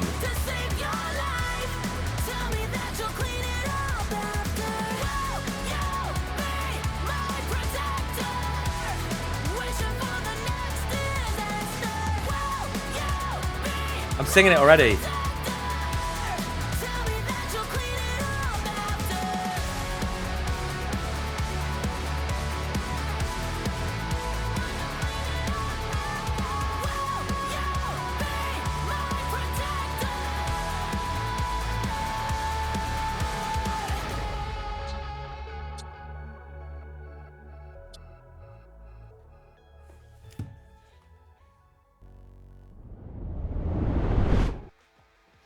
That was so fucking good. It's unbelievable. And I don't feel like that's an independent artist. Like, she should be. Should we say the P word? Should we say the P word? What's your P word? Are they a plant? You know what? But no, seriously though, on a serious note, writing as good as that, you wouldn't be surprised. You wouldn't be surprised because fuck. That was good. That was like passing like the one of the bigger stages at Warped Tour back in the day. You were hearing that song like towards the end of a set. Yeah. Like, and then you had everyone fucking going like this. Won't you be my disaster? I'm sorry for the lack of pitch and tone I have, but what a fucking song! Like, I would have gotten up and started like moving around, but I don't want to kick my dog by accident. Your track made Fish kick his dog. With you being a fish, does your dog ever try and eat you? There has been times he has tried to eat me. He is a 9-pound pug Pomeranian, and anytime there's the slightest bit of food anywhere near me, he will jump on me and eat it. Unapologetically, he'll jump and like bite whatever part of my body. Like, even if it's a crumb and I'm sitting on my couch that I don't even notice, he'll just run and just like start licking my leg, and I'm like, what the fuck? That's amazing. Pugs are my favorite dogs, which is hence why I run a business with Danny. But pugs are literally my favorite dog. If you could be it, like, okay, if you could be, look, stream's over. I can't see my camera, so I don't know where he is. Rogue says, "Fish, can you swim?" That would be ironic. No, I'm a really bad swimmer. My dad was a great swimmer. I am not a good swimmer at all. I hate the water for the most part. Like, the ocean, I'm petrified of it. Yeah. It has nothing to do with any alien conspiracies. Strictly because I hate the feeling of seaweed in aquatic life. And aliens in the ocean. But you know what but when it comes to like pools and everything, like, I like a hot tub situation, like a nice 6-foot pool, maybe a 5-foot. I can relate to that. See, I've got like, my two biggest phobias in life are rodents. Rodents freak me out, like rats and mice. Okay. No, can't deal with it. And then the ocean. And the reason for the ocean is you just don't know what's underneath you. Like, you just don't know. Exactly. It freaks me the fuck out. I remember like one time I was showing off. I was in Turkey. And we were on like one of these like boat cruise things, and they were like, "You can jump off the side of the boat if you want." I was like, "Oh fuck yeah!" So I jumped off the side of the boat, and I hit the water. I went instant regret. I was like, "Something's gonna eat me. Something's gonna eat me." There's like hundreds of people around me, but no, I was worried that I was gonna be the one that got ate, and I was just like, "No, could not get me back on that boat quick enough." I was like, "I do not ever want to go back in there ever again." Like, I just it's hate when it. you can't see what's below you. It's like, and the water, you just, you can't see anything. That's when it's like. I tried to get over the phobia one year. Louis was about 1 year old. My 9-year-old was about 1 or 2 years old, and we went to Spain, and I was like, I'm going to try and get over my phobia of the ocean. So I took Louis with me into the ocean, and my thought process was, I'm not alone. So that way, if anything happens, I'm not like, sacrifice the 2-year-old. I could swim quicker than him. No, it was but I just remember it, and I was like, looking back at it, I was like, what a stupid thing to do. But I don't know why. I felt really comfortable because I had him with me, and he was having a great time splashing around and doing, what 2-year-olds do when they're in the water. But mate, I'm with you on the water. I really do. Danny, what's your biggest phobia? Yeah. wasps, mate. Fucking hate them. You're scared of what, Literally. like, yeah, but okay. So if someone sees a Yeah, but spider, I like I fell off of a hill when I was like 11, and I rolled down into a wasp's nest, and I got absolutely covered. So you have an experience like that, and it does. so are you phobia. just as scared of you know how you're scared of wasps? Are you just as scared of rolling down hills? No, just the wasps. Imagine him rolling down a hill going, I'm petrified. No, don't do it to me. Anyway, Mel, that was an absolutely massive, massive, massive song, and you are incredible. Danny, give me a final word. Yeah, I really enjoyed this. I was getting like against the current kind of vibes. It was really crisp, polished, and clean. Musicianship was brilliant again. Production was absolutely top shelf. I think this is a track that is going to absolutely explode on rock radio. And like you said, Ben, I would expect her to already be signed to the likes of, Epitaph or Rise. And if she isn't, then that must be And don't, in the future. my one bit of advice to you, Mel, do not join the dark side and go into the pop world, because you would take it by storm anyway, but we're really blessed to have you in the alternative community. And I say this with like, your vocal is just, Incredible. ear candy. It would sound incredible on Idobi Radio, the future of alternative, if I do say so myself. You're happy, agree. Fish. You can have any of these tracks tonight for Adobe Radio, whatever you want. Fuck yeah. You can have them all. Yeah, that one's Look out. definitely going in top of the year. We you just need to do a BSB show. We got every week we can give you a playlist like this. Just smash out. That'd be fun. It's honestly. We'll definitely sidebar on that one. I think we should have a chat about that in some shape or form, because 100%. it's just every band that we play. I'm always just so blown away by the talent. I remember when we started this, and I'm sorry if you've heard this story before, chat, but when we started this and we had this idea, my first question to Danny was, how the fuck are we gonna? Because we were only doing one playlist a week back then. I was like, how are we going to fill a playlist with kick-ass music every single week? And within the first week, I was like, okay. Yeah. Okay, but now how are we going to do week 2? Is that going to be? But and it's mental. because we listen to our favorites, like all the nostalgia bands that we grew up with. Like we fell into that kind of trap, I guess, of just listening to those, and we didn't realize just how many talented new bands and artists there are. And this is the proof of it. I mean, some of these artists already should be major label artists, and it's criminal that they're not. But hopefully, that's on their trajectory. It's a double-edged sword, isn't it? Because like, if you go back 20 years ago, any of these bands releasing the songs they're releasing now 20 years ago with the level of production and stuff on it, they would just be major straight away. Labels would be picking up 100%. left, right, and centre. Yeah. And Yeah. whereas now you are in a little bit of a, and I hate this term, but it's a bit of a needle in the haystack scenario, because everyone's releasing such kick-ass music. And like my producer says to me all the time, there's no excuse for a bad recording in 2025. Because of the fact that like there's so much out there to help, and you can spend time and you can really put a lot into a track now, which hasn't always been as readily available. But the great thing about it is there is so much opportunity out there.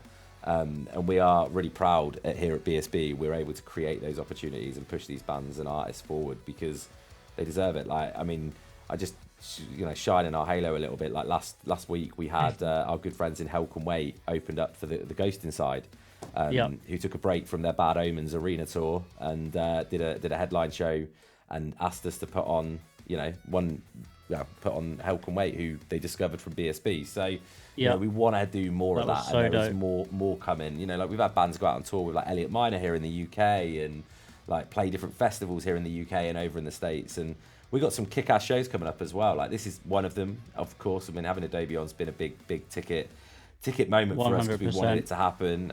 We've got Summerfest next Friday. We've got Shandan Haran and Trevor Swenson on Monday. So Dynamic, I'm gonna get. Dynamic Talent and Dynamic Talent and SBG Records. SBG. I always get Shan's label. I believe Shan's holding company is Shadowborn. Yeah, Group. I hope I've got that right. But SBG Records. I always say SGB, and then I'm like, no, that's wrong, and I know it's wrong.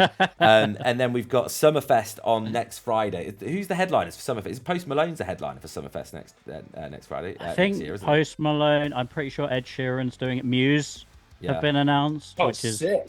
So and awesome. we've got their talent buyer on, who has specifically said, David. I want to look for bands for next year. So, Yeah. you know, and we did that with Warped Tour. We've had Hopeless Records on air. You know, it's like people that are looking and actively wanting to do stuff, and that's what it's all about. And then we're seeing the year out. We've got Riot Fest coming on. We've got the Ghost Inside back, because we couldn't finish the year off without having Jim from the Ghost Inside back with us, could we? We got to get a recap, and we got to show him some new talent. Yeah. That's what we got to do. And we have a bit of an announcement stream just after Christmas as well for you all. We do. I'm pregnant. Yeah, I am. It's a food baby. On that note, on weight as well, guys, I'm down 11 kilograms, so we're getting there, which is like 24 pounds well or done, something. man. So we're getting there. But yeah, so one of the things we are going to be doing next year, guys, is Mondays aren't happening anymore. We're not going to be doing Mondays anymore, are we, Danny? We're moving to Tuesdays and Thursdays. Tuesday, correct. Which just seems like the most. There's reason for it. There is a reason. There is method in the madness. There's method in the madness. It's Danny's fault. But yeah, we are going to be moving from Mondays and Thursdays to Tuesdays and Thursdays, and then we're going to be doing track of the month. When we do our track of the months, we'll be doing them on Mondays. So it's just a flip around. But there's a business reason for that. But yeah, look out for the big announcement on that, and some guests we're announcing for January as well. But yeah, announcement stream. We're doing something really cool that I'm not going to give away, but that's on the 29th of December. Yes. Yep. Yeah. 29th. So look out for that one. That's right. It's cool. It's really, really cool. It's been in the works for a little while as well. But yeah, Mel, I'm still gobsmacked at that track. I really am. I thought that was fucking amazing. And next Incredible. we've got Party of I'm Origin. so glad I didn't. Go on. I'm so glad I didn't get my haircut appointment. Next up, we got Party of Origin with Evolve.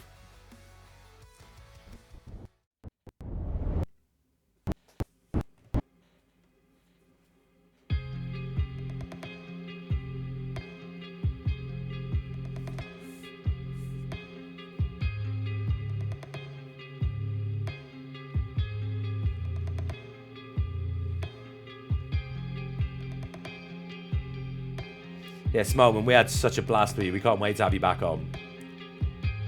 Yeah, that was a lot of fun.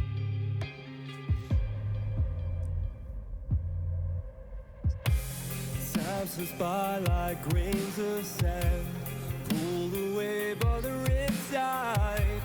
Thought I'd always have it planned, but I failed when I tried. Fleeting faces never last.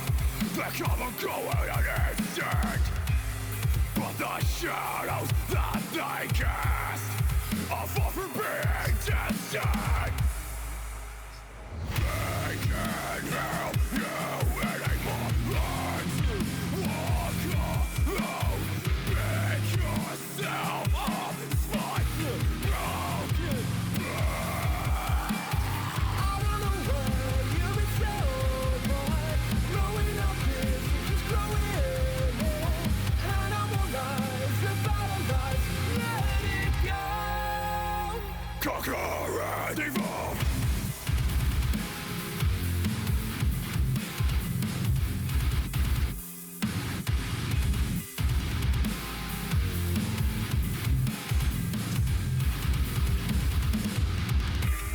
Resurrecting past mistakes will only trigger aggression. Mixing emotion and escape. Exercise your self-expression. They can't help you anymore. Let's walk alone. Pick yourself up. Fight broken. I don't know where you've been so, but growing up is just growing more. Animal lives, the battle lives, let it go.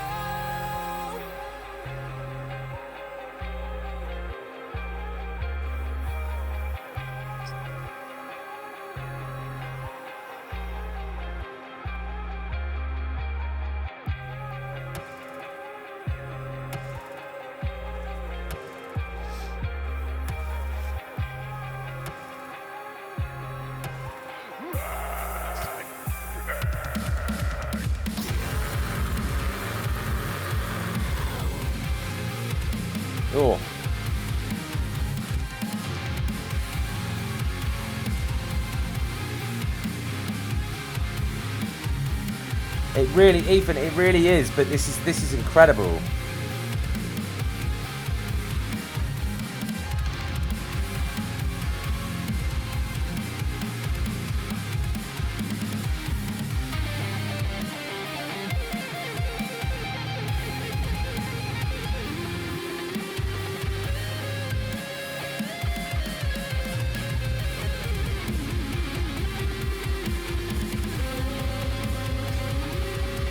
Hashtag gulping, yeah, me too.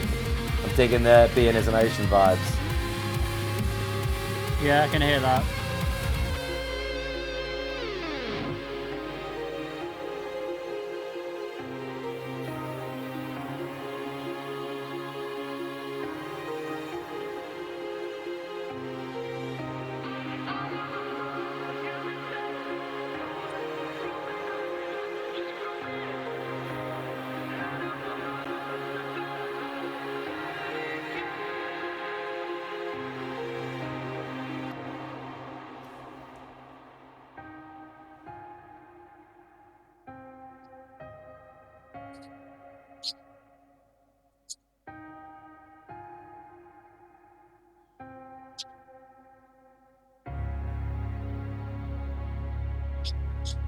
Oh, that ending's pretty.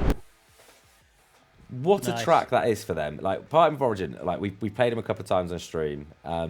Normally, like, it's really, really hard hitting all the way through in a completely different way. But this was just as hard hitting, but in an emotional way. I think we were all kind of, like, quite subdued on the track. Like, we were just watching it, and there's a lot, like, going on there that's quite emotional. There's a lot of feeling in that one. Yeah. Yes, a lot of feeling. And then you've got that breakdown and guitar solo that really kind of beef it up as well, which is just quite a great choice for the track. I love the video as well. I love videos like that where it's there's a lot going on, but it's a simple video. You know what I mean? Yeah. It's effective, and it's the sort of video you imagine on TV, and I just thought that was really fucking good. Go on, Fish. What do you think? I thought it was really cool. It's not my typical cup of tea, but I did enjoy the guitar work on it. And I don't know if it was just the angle in which I was seeing it in a smudge on my screen, but it looked like one of the guitarists was playing a guitar that didn't have tuning pegs on it, which was really cool. It's those new Degenti guitars, aren't they, that they're using? Where it's like, that looks cool as hell either way. They look wicked. They look That's really, awesome. really cool. Go on, Danny. Yeah, this one was super riff heavy. Some great clean vocals in here, harsh vocals that balance them out really nicely. I think my only comment to add would be that at like certain points in the track, I felt the cleans didn't cut through the mix quite as much as the heavies, but that was just personally for me. And then I particularly really liked the orchestral elements and the synths that we had in the outro there. I thought that was a really nice touch. I'm a sucker for it. I love it. Anything like that, just like I said earlier, anything like that just gets me really excited about a track. Yeah, absolutely amazing. It's just such a good playlist so far, Danny, and we're going to keep going. Next up then, we got Kabuki with Shardfall. Oh, this is cool already.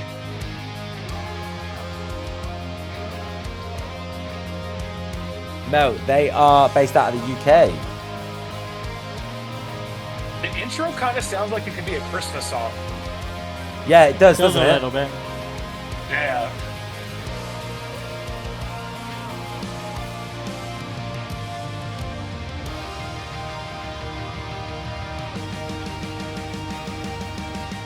When nature is under pressure, my body goes to the treasure. Shardfall in a hand for glory, fighting to tell my own story. I think these guys like Busted. Transforming into the mirror. Definitely has a vibe like that.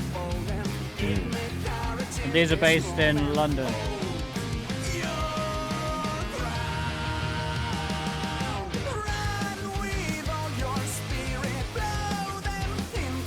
It's a little bit Coheed and Cambria as well on the vocal. A little bit. Ooh, a little Faber House Atlantic. Yeah.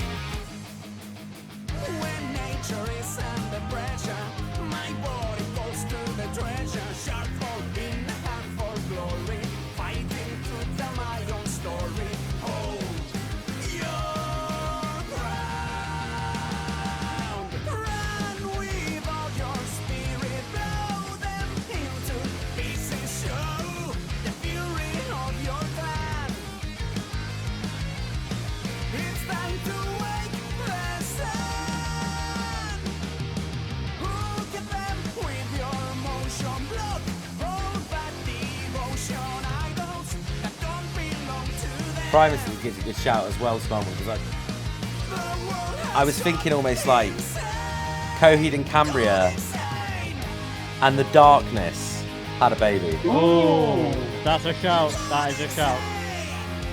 And Busted was the Godfather. Yeah. Yeah.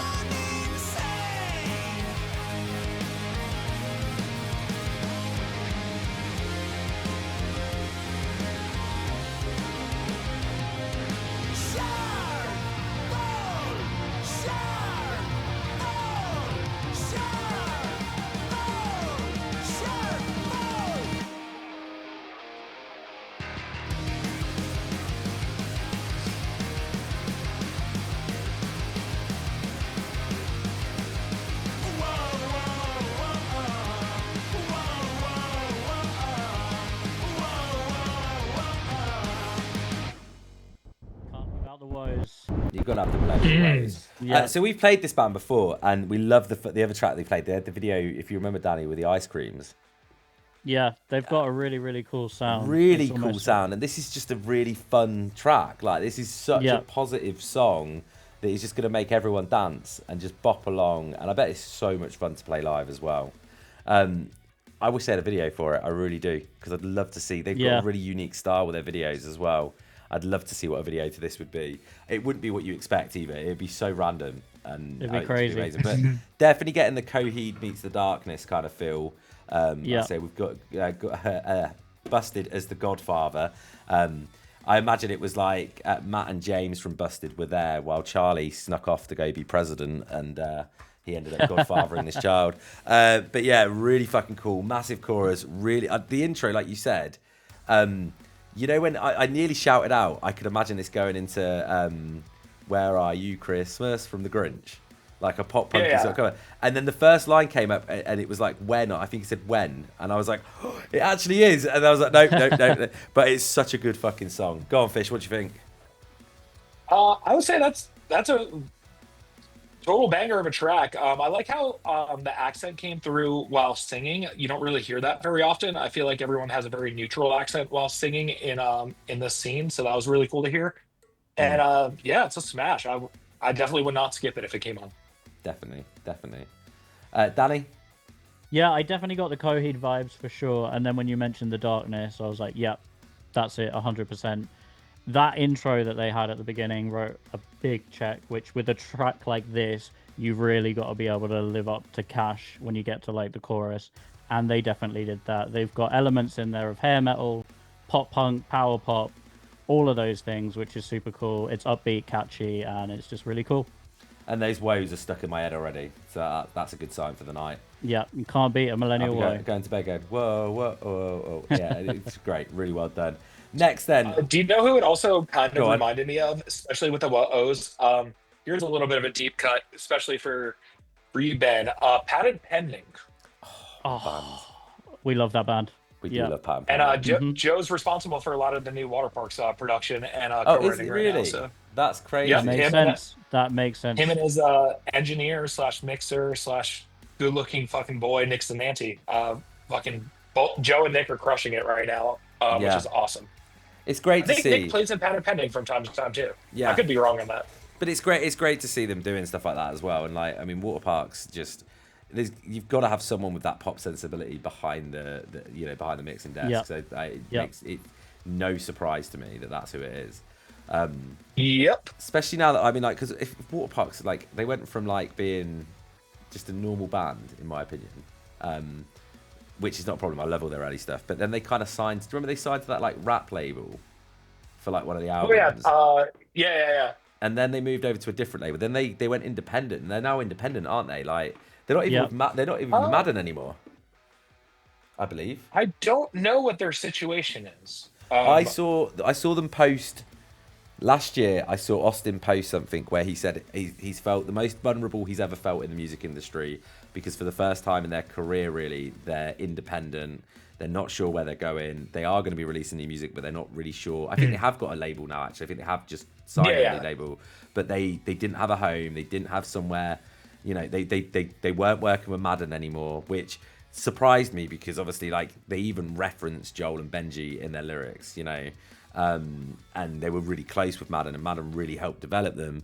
And I was like, oh shit, are they, you know? And then they came back with like Red Guitar and If Lyrics Were Confidential, and there was a new one called, oh my god, what's it called? It's really good though. I could sing the melody. Yeah, but I yeah. cannot tell you the name It's of the song. only a 3-word song as well, like name. Hang on, I'm gonna have to look it up, otherwise it's gonna bug the shit out of me. But I went to their secret show. They did kind of in San Bernardino area, I would like to say. Nice. Was it San Bernardino? No, Pomona.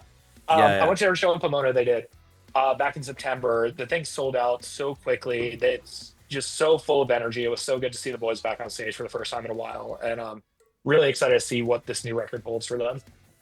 Yeah, me too. It's Any Minute Now. Is the Yes. only one? Yeah, there we go. But yeah, I just think the new record. I think that's going to be the opener on the new record. We really enjoyed the collab that Austin and Michael Clifford did as well. Like, that was such a cool crossover of worlds. That was really sick to see. New 5 Seconds of Summer record's a fucking heater of a record. Wow. I haven't heard. Is it out yet? Yeah, it dropped a couple weeks ago. How have I missed that? It was the quickest rollout, and every song's an absolute smash. The album's called Everyone's a Star, and I would call the album Every Song's a Smash, personally. Every song's a smash. Love it. Oh, there's so many good records due out now.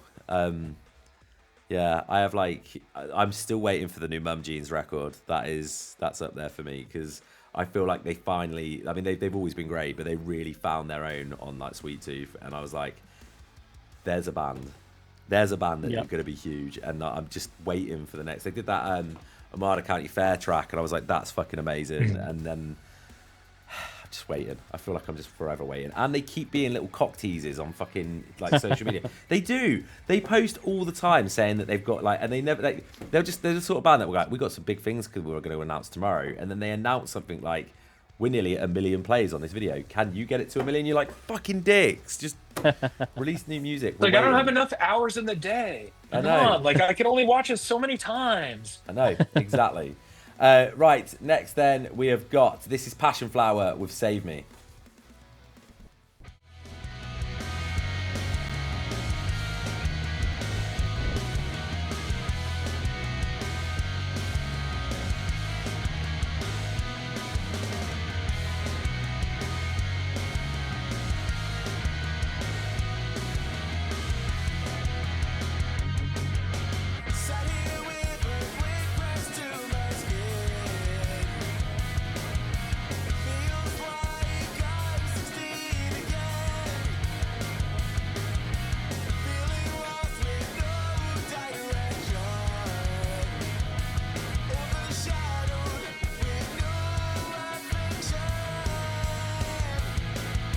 Yeah, I'm so jealous of their band name. Passionflower is such a great name for a band.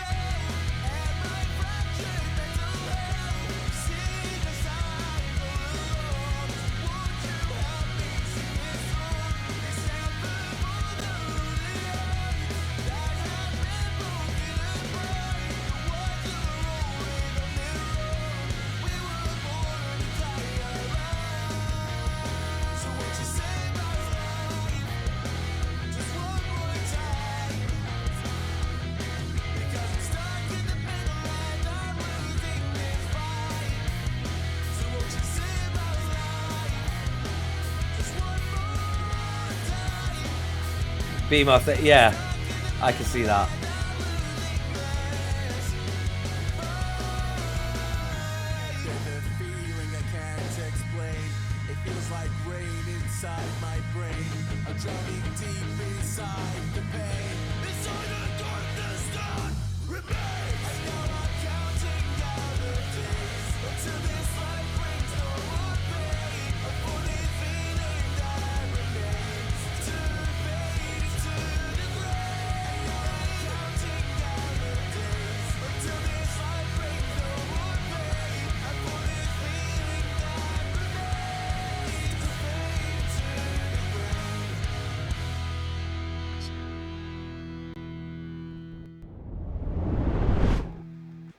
That was fucking incredible.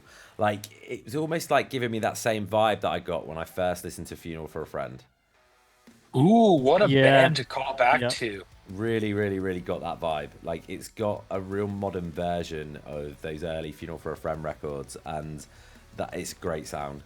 And Kyle's vocals on that track are just absolutely on point. I love what he does with the little spoken word. I love the little growl as well. And it's not overbearing. It's just so nicely put in the mix. It gives it a little bit of oomph, you know? Chorus is big.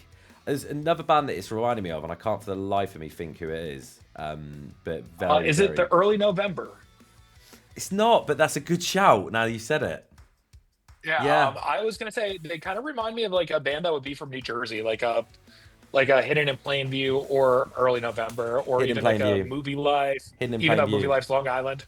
Hidden in Plain View is a big, that is a great, great comparison. I have a great story about that. almost even in places like Armour for Sleep as well, like, you know, on the instrumental, 100%. Like, I need to know. I'm going to ask you that story in a minute because I'm a huge Hidden in Plain View fan. But yeah, honestly, like, what a great sound. And what I love about it is I feel like Kyle's vocals are what give it its uniqueness as well. Like, so yes, you've got these sounds coming through on the instrumentals, but you've got a vocalist who's quite what's the word I'm looking for? Like, no, not individual, but that kind of thing. You know, like you know that you're listening to him. Unique, like, but in a really good way. I hate the word unique because I think sometimes people take it as a negative. But like, when I listen to Funeral for a Friend, it's really clear to me that I'm listening to Matt. You know. And this is the same here with like Passionflower. I'm aware that the vocalist is who I'm listening to, and he could do anything, and it's going to sound like Passionflower because of his vocal. Very talented human being, really is, and yeah, absolutely smashing that. Go on, Fish. Let me know first of all your thoughts, and I'm going to ask you about this Hidden in Plain View story. I'm going to say, like, this just reminds me of all the classic music I grew up on the East Coast, and it's fucking awesome. It was really cool to hear. Yeah, it's a really big song, and I think there's a lot going on here that, you know. And before I do ask you that question of Hidden in Plain View, Danny, can I have a final word from you?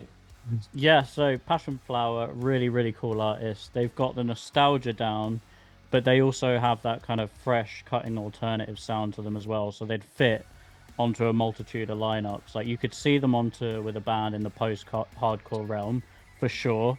But also you could see them on tour with a band like Mallory Knox in the alternative realm. Like, they would fit on either perfectly. And I think they just sit sort of effortlessly on the cusp of the two genres, which is a really awesome, clever place for them to be, as they appeal to, obviously, to, you know, to both fan bases. And I also want to give a shout out to the artwork because I think that's really sick. And one of the first things that I notice when it comes to a band or an artist is their artwork and their branding. Danny, and I can attest to this. Danny buys merch from bands that he likes the look of without knowing the band. Oh, I have done that. The band. You've done it a few times. And then you discover the band from buying the merch and wearing their top, and then you're like, but that's been really cool. It's yeah, been really cool. It is. And No, it's it one is. of the first things to sort of pull me in is like, if you've got a really sick design, it's cool. Yeah. Can you, talking of sick jumpers, quickly, will you show off your jumper, your sweater? Yeah. So Steph got me this. What does it say? Aww. It says well hung. For an elf. It's Christmas, baby.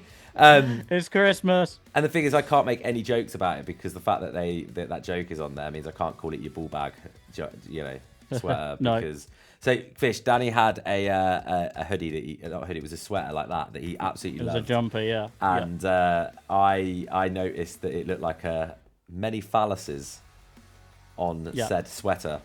So I sold that. I called it his penis jumper. And funny. I got to enjoy it Dude, for about. He gets a complex though. Like you can give the guy a complex so easily, right? And he just all it was I was like, hey, he's wearing his penis jumper, and that was it. He never wore it again, and he sold it. But it's because that then stuck, and then everybody else was like, oh, it's the penis jumper. And I'm like, right. There was something else as well. What was the other one? I can't remember. There was another jumper. There was another one that we ruined for you, weren't we? And there was the hat as well. The Forbes hat. Yeah. Oh, the Forbes hat. That was great. So the Forbes hat, like there was just one point where you just got so fed up with all the jokes on the Forbes hat that literally we were on a meeting with someone and Danny just pulls the Forbes hat off and just throws it on the ground and just goes, no, I'm not wearing it ever again. I did. Yeah, no, I think it was, we were speaking to Elevate and I think Charlotte said, she was like, oh yeah, it's sort of, because you were like, obviously, we were bantering, and then she was like, oh yeah, it's a little bit like Elon Musk, and I was like, right, that's it. Yeah, she said you look like Elon Musk, and you threw it off. That was hilarious. Yeah. But Fish, tell me this hidden in plain view story. So the year was either 2015 or 2016, or 2014 or 2015. I forget which, but it was the Skate and Surf Festival in Asbury Park, New Jersey, and I was doing interviews there. And once I was done with my interviews, I decided to keep going back and forth to my hotel room drinking Fireball. And I might have drank too much Fireball for a 21-year-old, which I didn't know existed. And I might have been running to the bathroom to go puke, and Rob Friedman might have been doing his vocal warm-ups in said bathroom. He's like, hey, Fish, what's up? And I'm like, it just like held it in and just ran to another bathroom and puked it. That's amazing. I had when I was a kid, my first sort of run-in with any band that I was just like gobsmacked was I saw Zebrahead, or Zebrahead as you guys call them, and it was in a little place in Aylesbury, like the Civic Centre or Civic Hall, whatever it's called, and I went toilet and they came in and I was like in the urinal having a wee, and I was like looked over, I was like, Zebrahead having a wee next to me, and it was just one of those moments where I was like, that is so fucking cool. And I lived on that for a long time. That's punk rock. Yeah. Speaking of bathrooms, just after DJing so many different events, I've gotten so good at being able to time out a song with running to the bathroom and running back. And that last track was one of the songs I timed out perfectly. Yeah, and you text us and we're like, I've got my speakers on, don't worry, but I'm just going for a slash. But like I do the same. Like I've learned, like I'm like, right, I've got, okay, yeah, I can go. And I normally what I'll do is I can get to the first chorus and go, I can still make this. I can make it. And it's Danny, I dread to think what you'd be like. Well, you already know these are completely wireless, so when I I know, but whenever you go for a pee, like it borderlines pooping territory because you're in there that long. Like no, seriously, like even when we're out and about. Yeah, I'm like a fucking camel, mate. I store it up, so if I don't go for that's not healthy, hours, man. I know, probably not. But not to have too much of a blink pee pee poo poo conversation, but they should take the average time a male spent in the bathroom before smartphones versus after smartphones, because I feel like the time has gone up significantly. Yeah. Oh, 100%. I'll be there texting with my pants around my ankles, like just standing up, dude, just like texting for like 5 minutes. And I'm like, and I look at myself in the mirror, and I'm just like, what am I doing with my life? Yeah, I do exactly the same thing. And then I'll sit down, I'm having a dump, right? Just we all do it. We're human beings, and I will complete TikTok. You know what I mean? I can't. Yeah. And then I stand up and like, oh no, legs are dead. Like, I'm like, go down. Exactly.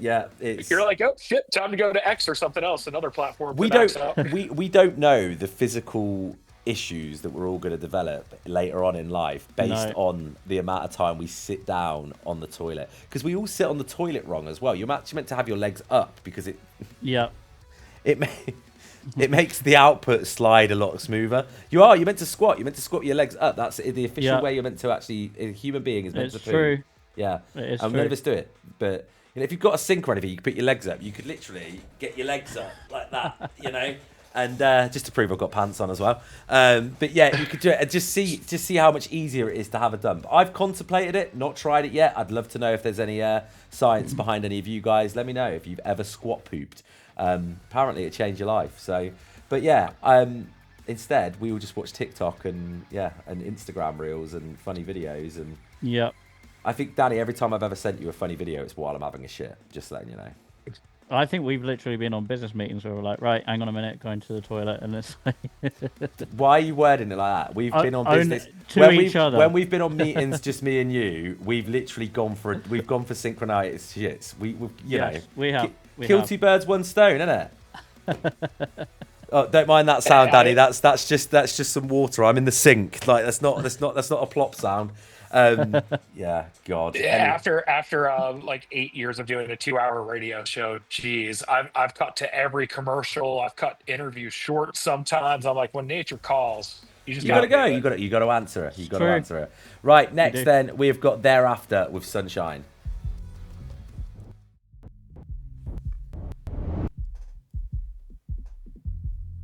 I love how our chat went completely dead while we talked about that. Just pointing that out. They don't give a shit. Literally.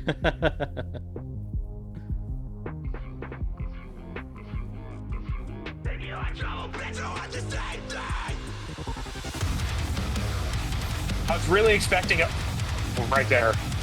Yeah.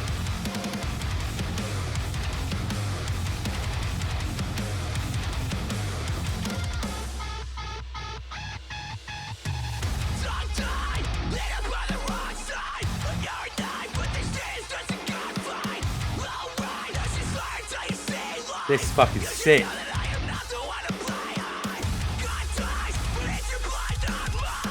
I'm loving this lyric video, like the style. Yeah, me too.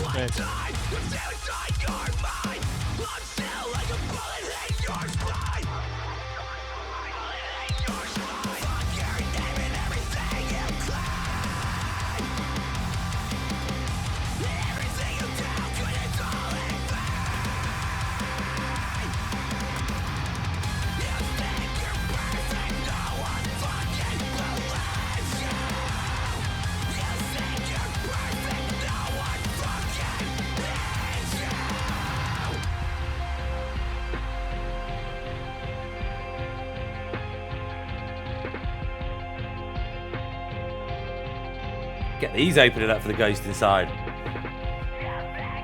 This reminds me of This reminds me of New Attack Attack. Yeah. The New Attack Attack record. That record's a smash too. Wow.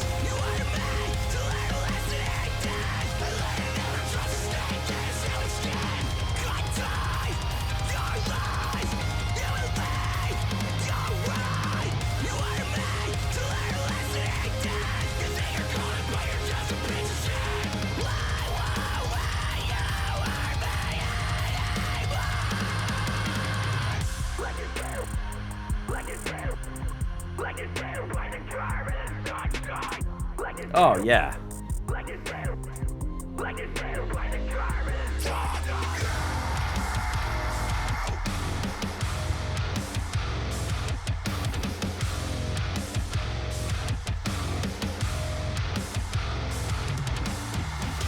Let's do that.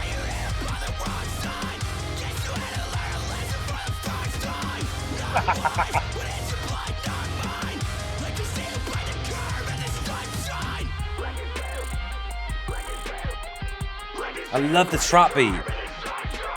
Yeah, that's I was about to say, I'm such a sucker for trap beats with hardcore. Yeah, me too.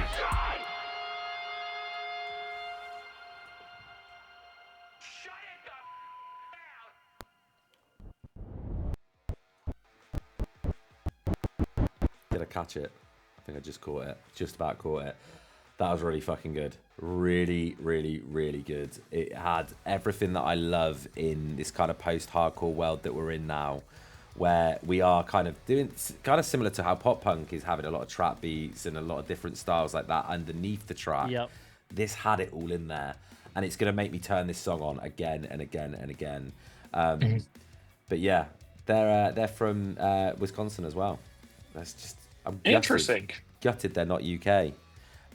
Same. I was about to say I'm not trying to win over all your UK fans right now, but they reminded me a lot of Broco. Don Broco? Don Broco, yeah. That's interesting because it's a completely different sound, but I can see it. And I think, do you know what it is? It's that trap beat. I really think it's the structure of the song. Like, it's like a post-hardcore Don Broco. Yeah, the band are sitting there going, I've never been compared to Broco before, which is, you know, I mean, that'd be amazing. But I see it. I really get it. Yeah. Especially more modern Broco as well, like the newer stuff. Oh yeah, like that one song, like, what is it? Yippee hey motherfucker! Like, that song is so fucking good. When they played that at When We Were Young, I popped off. Yeah, it's such a good band. Between that one and T-Shirt song, brought back so many memories of Warped 2018. That's crazy. Yeah, they've loved Don Broco, so hell yeah. That's fucking cool. Nice. That's a really cool. That's a really left field comparison in the best way, because as soon as you said it, I was like, holy That shit, makes sense. yeah, you know what I mean? Yeah. Danny, what did you think? Yeah, I really enjoyed this. I thought awesome lyric video with this. That like was the first thing that really drew me in visually and stylistically. It sort of gave me a throwback to the days of the lyric videos that were going between Woe Is Me and Issues. That was the kind of vibe that I was getting from that video. I thought that was really cool. Sonically, I thought that was really sick. The hardcore track with the trap beat undertone. What a great mix. And another track that just has top shelf level production too. So really cool. So we have 2 tracks to play for you tonight, before Fish picks his industry pick, and then you guys in the chat are going to get to pick your track of the week. I'll reveal how that all works right at the end of stream. But before we do that, first up, we've got Seronova with In the Company of Wolves.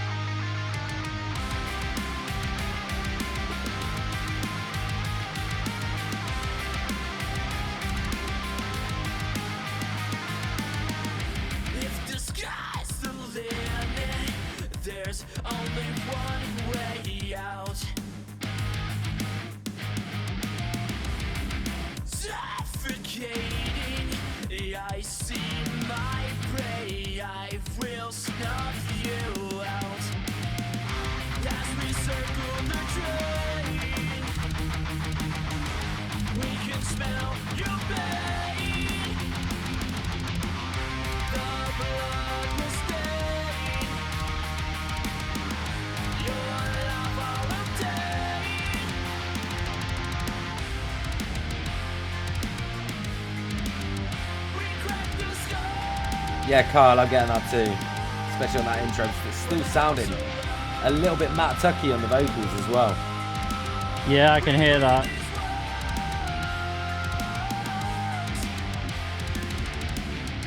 Sounds like Glamour of the Kill from the UK. I've never heard of them, but one of my favorite brands is Glamour Kills. I know.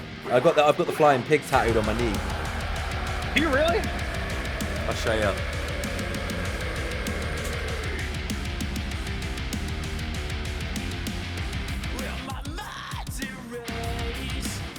Oh, no way.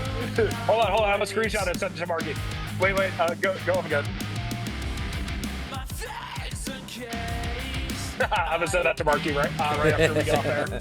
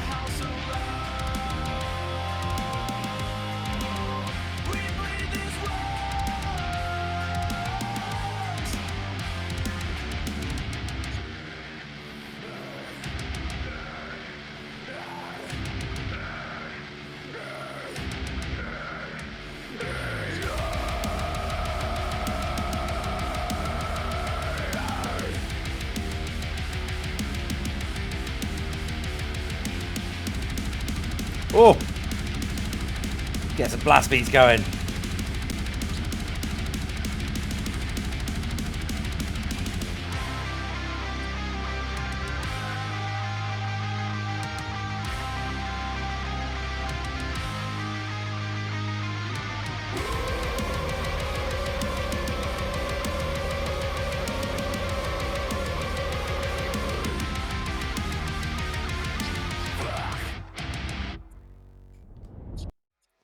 Get that song in Stranger Things 5 on an upside down scene, and we are sorted. That was so fucking good. Like, the screams as well were really clean. Like, they were really nice. But the clean vocals as well gave me that kind of Matt Turk, like, bring Bullet for My Valentine early kind of era Bullet as well. Really fucking nice track. It's really difficult when it's not got a video, though. And I always say this, and I hate the fact that I say this, but it's because I sit there picturing what a video would look like. And I, again, straight away went to the upside down in Stranger Things. Blame Eddie from Stranger Things Season 4 for why I want metal music in the upside down. But yeah, just fucking absolutely a massive track. Really fucking catchy where it needed to be catchy. Heavy where it needed to be heavy. Ending on that kind of blast beat section as well was fucking cool. I really, really enjoyed it. Fish, what do you think? I got a weird notification on my laptop that I was trying to clear, and then the scream caught in. And if there's a recording of it, you will see my reaction when the scream hit. As I was trying to clear this notification on my screen that was taking up the whole thing, I was like, "Oh my god!" Oh, that's amazing. That is absolutely amazing. Ocean Planet said, reminded me of when PS2 games had the best metal soundtracks. Let's go. Yeah, you're absolutely spot on. Like that, that era of gaming where metal was the forefront. Even the fact that like Forza and stuff like that tried to have metal soundtracks was just showed how well metal in that kind of mid 2000s era did. And I fucking love it still to this day. Alternative music is where it's at. I can't listen to pop. Yeah, can't listen to what's on the radio. I just can't. I can't. The radio, I would say the radio does play very good songs, arguably. And when I do see these shows of the artists that are getting played on Top 40 radio, I cannot get a ticket. So clearly I'm not doing something right when I DJ because there's tons of empty space. But I will say pop music really is having its moment right now. There's so many different cool elements to pop music. And okay, so I'm going to rephrase what I said because I agree with you 100%, Fish. But the UK is so naff at playing music on the radio. Like, they seem to only ever want to syndicate like 4 or 5 songs at once. So it's like you don't get, unless you're listening to the UK Top 40, where that is legit. Mm-hmm. Like around that, like BBC Radio 1, for example. Like, I hear the same, like, I don't listen to it anymore, but I'd hear the same, like, 5 or 6 songs, and then the next week they might add another, like, 5 or 6 into syndication, but the same 5 or 6 from the previous week are getting overplayed, and it becomes a little bit overkill. And there is, like you said, there's so many big artists out there that are absolutely, killing it. Peskilla, thank you so much for the follow, but I wish that we had a bit more versatility here in the UK. What I will say, when I'm in Oklahoma, and I'm spending my time in America, music's so much more versatile. Like there's so much difference in the radio. Like I don't feel like I could go a day with listening to the same song twice, whereas in the UK I'm like, I'm gonna listen to the same song the same song 3 times in the next 3 hours, and it's just one of those things that so I guess that's kind of where I'm at with it, and it's why I love alternative music, because there's just so much out there. And like things like Adobe, where you've got just so much like variation. I'm part of all your newsletters as well, and every time they come out, oh hell like, yeah! I mean, I mean, obviously, again, thanks for you guys for playing us on our free releases that we had of course. this year, and it's been huge for us, and we really appreciate it. But like every time that you play it, it's like there's just a whole bunch of new artists for me to discover, and I think that's what's really cool, and that's what the radio should do, is help us discover. It's really cool. So I'll give you guys like the inside look into how Adobe does our rotation and everything. I'm the one who picks it out, and then it goes through an approval process, then it goes on air.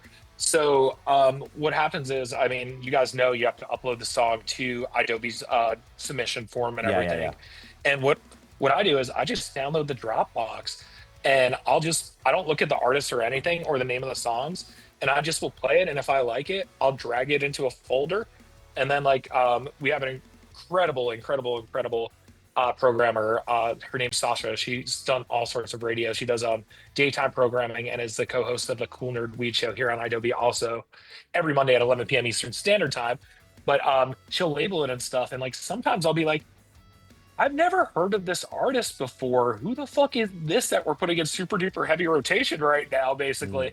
And she's like, you picked it out. I'm like, and then I listen to the song. I'm like, the song's a smash. And then I'll see a legacy artist that I put in like a fresh pick situation. And it's like, you know what? It wasn't their best, but it's a song. But I was talking to my boss, Eddie, who's taught me so much, Idobi CEO. He's taught me so much about not only radio, but how to work in this industry and everything. He was telling me that how radio doesn't really add that many songs a week. Idobi, we're adding like 10 to 15 new songs to rotation every single week. Yeah. And I'm hand choosing them all from a Dropbox of like 300 plus songs. Yeah. And this is it. This is the thing, and that's where why we love Adobe, and why I do believe. Well, that's that's very in tandem with the way that we do things. Yeah. So I love that actually. It is very in tandem with us. And I think it's so important. I really do. I think otherwise you do end up in a situation where you do just kind of see the same names coming through. And there's nothing wrong with that. You know, we do have our favorites. I love a bit of pop. But it is really cool to see like new artists breaking into that bracket. Like there's nothing for me that compares to watching an artist breaking through into that space and then the world discovering them for the first time. It's just sick. I've gotten to see the most insane come up 3 different times, and I will never take that for granted. I got to see the Teddy Swims come up, and he's been nice enough to always include me on everything along the way since summer 2021. Saw the Chase Atlantic come up. They were my first interview when I moved here in 2015. That's amazing. I remember we went to this vegan spot. I think Travis Barker was a part of it. Monty's Burgers here in Los Angeles, and this was like, I think this was 2019 because I was doing keto, and this is 2019 before they had their giant like surge and like millions and millions of followers and monthly listeners and everything. People were coming up to them in line for this vegan place in K-Town for pictures and everything. And then from then on, they just like kept blowing up. And I got to see see them play the Warp Cruise to seeing that they played Barclays, my hometown arena, which is so sick. And I know they are playing like stadiums and shit in other countries. And then I got to see the MGK come up, which was really cool. When he started dropping, I think I'm Okay, that song with Youngblood. Yes. That was a big thing. Around the Hotel Diablo era, yeah. That was like a cultural moment. That was so cool to watch. Yeah. Morgan from Emo Night, I think produced that music video. So MGK was coming to Emo Night a lot through that. And then also the bar I DJ at, On the Rocks, the one he talks about in, I think, Kiss Kiss, the second song on his Tears of My Downfall, Drop Me Off at the Rocks on Sunset. He would come to that bar, and we're the 2 tallest dudes in the bar. So like he'd walk in and we'd make eye contact. He'd come over, give me like a big hug, and he would be like, "Yo, could you play this new song I just dropped?" And I'm like, "Dude, I already got it queued up. Don't you worry." And I'll never forget. It was right before COVID, and it was Grammy time in 2019. And dude, it's like one of the sickest parties I've ever DJ'd. Like the vibes are immaculate, and I'll never forget. MGK and Youngblood came in. I think Young Thug might have been there. Lil Aaron was definitely there. G-Eazy might have been there. And then Zach Cervini came in, and I gotta give Zach Cervini so much props. Like he is one of the best producers in the world. He just had his 20th number 1 on alt radio with All Time Low's The Weather, which is awesome incredible. last week. And he came in, he worked on I Think I'm Okay. And like it's one of those times I'm like feeling shy. And I'm like, do I play the song? If I play it, is it going to embarrass them? So I go to Cervini and I'm like, yo, should I play it? He goes, hell yeah. I play it. Dude, they're literally on a table, and then MGK's hanging from the rafters and everything. I'm pretty sure Dom popped a bottle of champagne. It was like, and Maud was probably there, so it was definitely a movie. So it was one of the coolest fucking things. So that's a club of 175 people. I just made it sound like it was Madison Square Garden. But then I got to see him sell out Madison Square Garden with Avril a few summers ago. Yeah. And like seeing him come in and everything on the, I think it was a helicopter or whatever, the hang glide situation. Yeah. With the whole like where he drops down and that was sick. Yeah.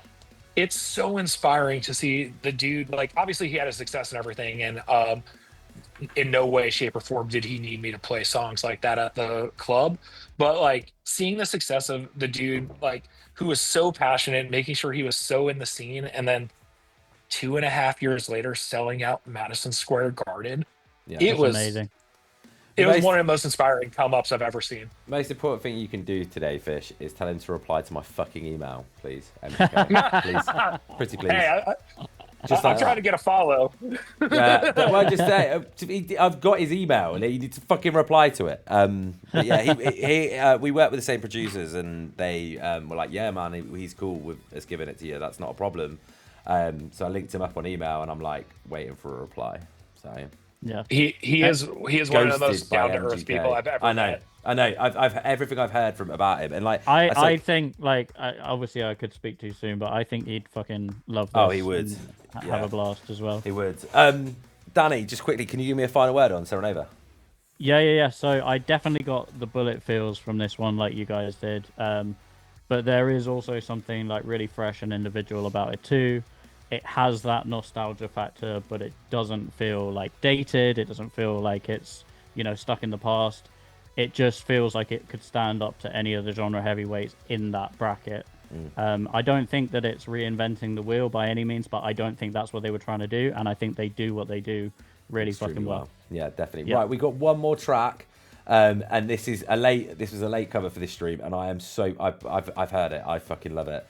You guys are gonna like it as well. You're gonna love it. This is the Kid Electric with Crave.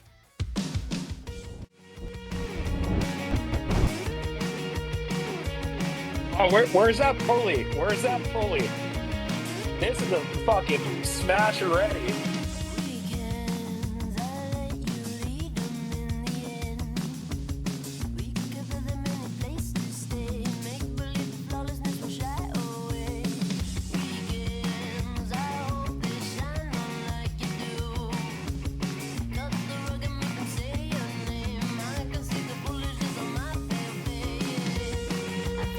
I'm glad I'm not the one choosing an industry pick, because fucking hell.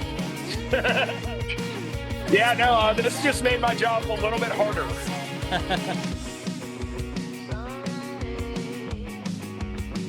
Is that Sage Weaver on drums? No, that's not Sage. Does look a bit like him, though.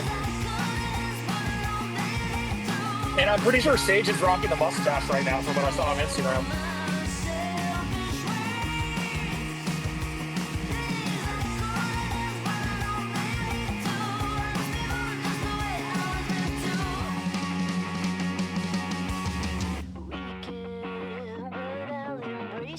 She reminds me so much of Pete from Daisy Grenade. Oh, yeah, that's a shout.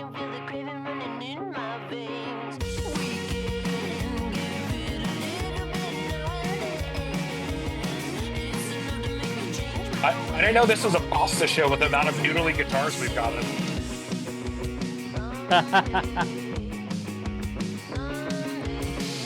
This is literally reminding me of when I was using a fake ID to get into bars in Williamsburg back in like 2012.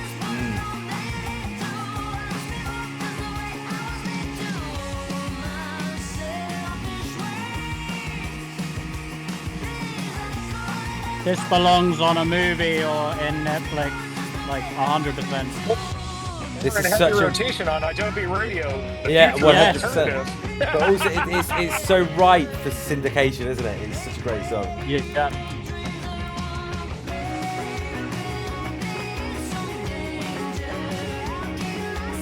I just want to like move around like this, but I know I look stupid as shit. Oh, you go for it. Let those inhibitions go. Watch me taking all my dance moves.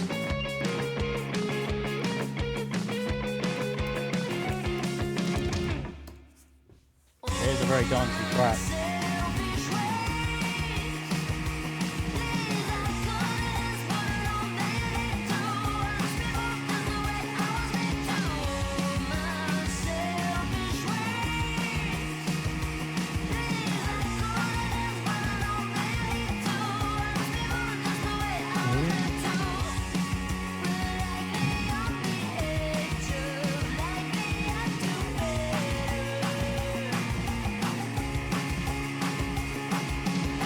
In on it really is, isn't it?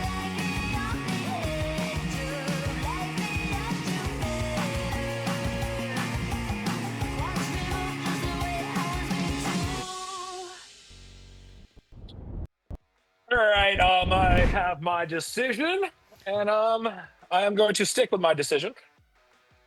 Well, I'm gonna get. No, I'm curious. I'm curious, but I'm gonna get to that in 2 seconds because I am so excited. Oh, I to see- know. That's why I'm excited. Stuff like I'm not. I'm excited. But how fucking good is that song? So good. So Like, fucking good. It's That dope. is fucking amazing. Like, Yeah. literally, they should be at Baby's All Right every weekend, headlining in the cool area of Brooklyn. I should be there. I should be going across the street to the pizza place that serves the vodka pies and grabbing a vodka pie to go, and then going home enjoying life after that. Wow. Like, What so, an incredibly niche description, by from the the way. band, the vocalist in the chat just said, "Thanks for all the love, chat." You fucking deserve it. Like, what a 100%. band that is, and that is there instantly. I mean, we're in December. I thought I had my ones to watch for 2026 sorted out, Danny, but that's on there. Yep. That is a big Easily. fucking song. And they were It's a cool song. It's giving me just it's got a real nice indie vibe to it, but it's also Yep. I know I mentioned Pale Waves earlier on in this stream, but another band that could play with Pale Waves and just be right in place in that scene, and it's a big sound, and they could be playing arenas with that. They really, really could. Yeah. You know, Yep. They could be opening for the Jonas Brothers and no one would say anything. Yeah, and you know they could, 100%. and they could be at Glastonbury next year and Reading and Leeds Yep. Festival, and then Yep. Download and Slam Dunk, and they fit on all of them. It's so fucking Yep. good when a band or an artist has a sound that's that eclectic with how they can do things. Oh, Yep. the world's your And oyster. starting on Friday, January 9th, they could be in rotation on Adobe Radio. There we go. Future Love of that. alternative. I love The that. next time we're You doing even- ads. You did so well. We got Fish. We'll just have to get you to redo our intro video. So you We can will. do it with your ad Oh, I would voice. love to. Yeah, you can do it with your ad voice. Danny's been itching to get rid of because Danny. When you hear Danny, I mean, Oh, I hate it. is everyone ready for I my hate best it. Danny's impression on the start of Go our show? on then. And he goes, Go on then. "You're watching Best BTV, your new hope for rock and better television." Oh my god! So, for my first intro for Gone Fishkin that I ever did was this is incredibly niche. I don't know if anyone from New York's in the chat, but if you are, the Mets back in the day, they had this thing right before like it was a really really big rally. They had this movie clip of this guy being like, "I want all of you to stand up out of your chairs, get to the window, and scream." And so I tried to do the radio voice. I'm like 23 years old. I have no idea how production works. I'm on GarageBand, and I'm just like, Gone Fishkin is live on Adobe Radio. And then I have like a karaoke version of Feeling This by Blink that I would talk over. My boss heard it one time 3 weeks in, and he's like, "Hey man, I'm gonna redo your intro for you. It kind of sounds shitty." You gotta love it. But I've done a couple intros for shows. One is I'm gonna forget the name of it. Shout out to the homie Vinny Vegas and his brother Chris. All Wings Report. It was a Star Wars podcast that they did during COVID. That's amazing. And Nice. I have never watched Star Wars before, but I did the intro and it came out really fucking cool. That's amazing. Yeah, I think we're definitely gonna have Fish, to get could I you get to you do to give me ours. a one sentence on the Kid Electric for me, please? The Kid Electric fucking rules. Is that it? That's And going what I'm to be the quote. That's the quote. Okay. That's the quote right there. That's how- a fucking powerful quote. Howell So, Plays, thank you do so that. much for the follow. Danny, can I get a Thank final you. word from you? Yeah, I mean, they really kind of reminded me of Neon Trees a little bit at the start in their sound, and it's, I think it's like the indie flair. But then you mentioned Daisy Grenade, Mike, and I totally agree with that as well. I think they've got that nice kind of like mixture of both. Yeah. I think this is going to do great commercially. I also think that this is the perfect track for Sync. I could see it in like a coming of age movie or one of the new like Netflix series. Like I could see it 100%. Yeah, definitely. Not to sidetrack this conversation. I don't know if you guys have ever partook in marijuana, depending on where you are in the Yeah. world. But my have. favorite tweet I've ever posted one morning was, "Do you ever get so high in the morning that you've understood what the dude from Neon Trees was talking about?" Love it. Literally, they are one of my favorite bands. That's amazing. Right, we are at that all-important part where we're going to be doing our industry pick and our track of the week. Danny, can you just put something in group chat really quickly? So I'm just going to move us over to the other page really quickly just to show you how this is going to work. Now, because the Kid Electric were late onto coming onto the playlist. They aren't here on semi-final 1 or semi-final 2. So before we do the track of the week, which I'll talk about in a second, Fish is going to pick his industry pick. If he picks the Kid Electric, then it's fine. I haven't got to move anything. If not, whoever he picks from semi-final 1 or 2, Kid Electric will take the place of, because we always have a different industry pick winner to our track of the week winner. So I will come back to that in a second. Fish, do you have your industry pick? I do. Go for it. All right. Can you show me the playlist one more time? Just so I have everything in front of me. I've got you. Right. So I'll start at the top. There we go. So I'm going to read the names out so everyone's got a reminder as well. We've got Patience, Screwed Ends, Ocean Planet, Echo of the Unseen, Mel Senese. I think I said it right again. If I did, it would be great for me. Parting with Origin, Kabuki, Passionflower, Thereafter, Seronova, and the Kid Electric. Hell yeah. Before I give my pick, I want to say thank you guys so much. Thank you so much, Ben. And thank you so much, Danny, for having me on the show. It's an absolute honor to be asked to actually be a guest on a show. It doesn't really happen that often. So when I emailed you guys and you guys were like, yeah, come on the show, I invited myself. After my good friend Sierra Live was on the show, I'm like, I want to do that. She's like, all right, then email Chris. So I did.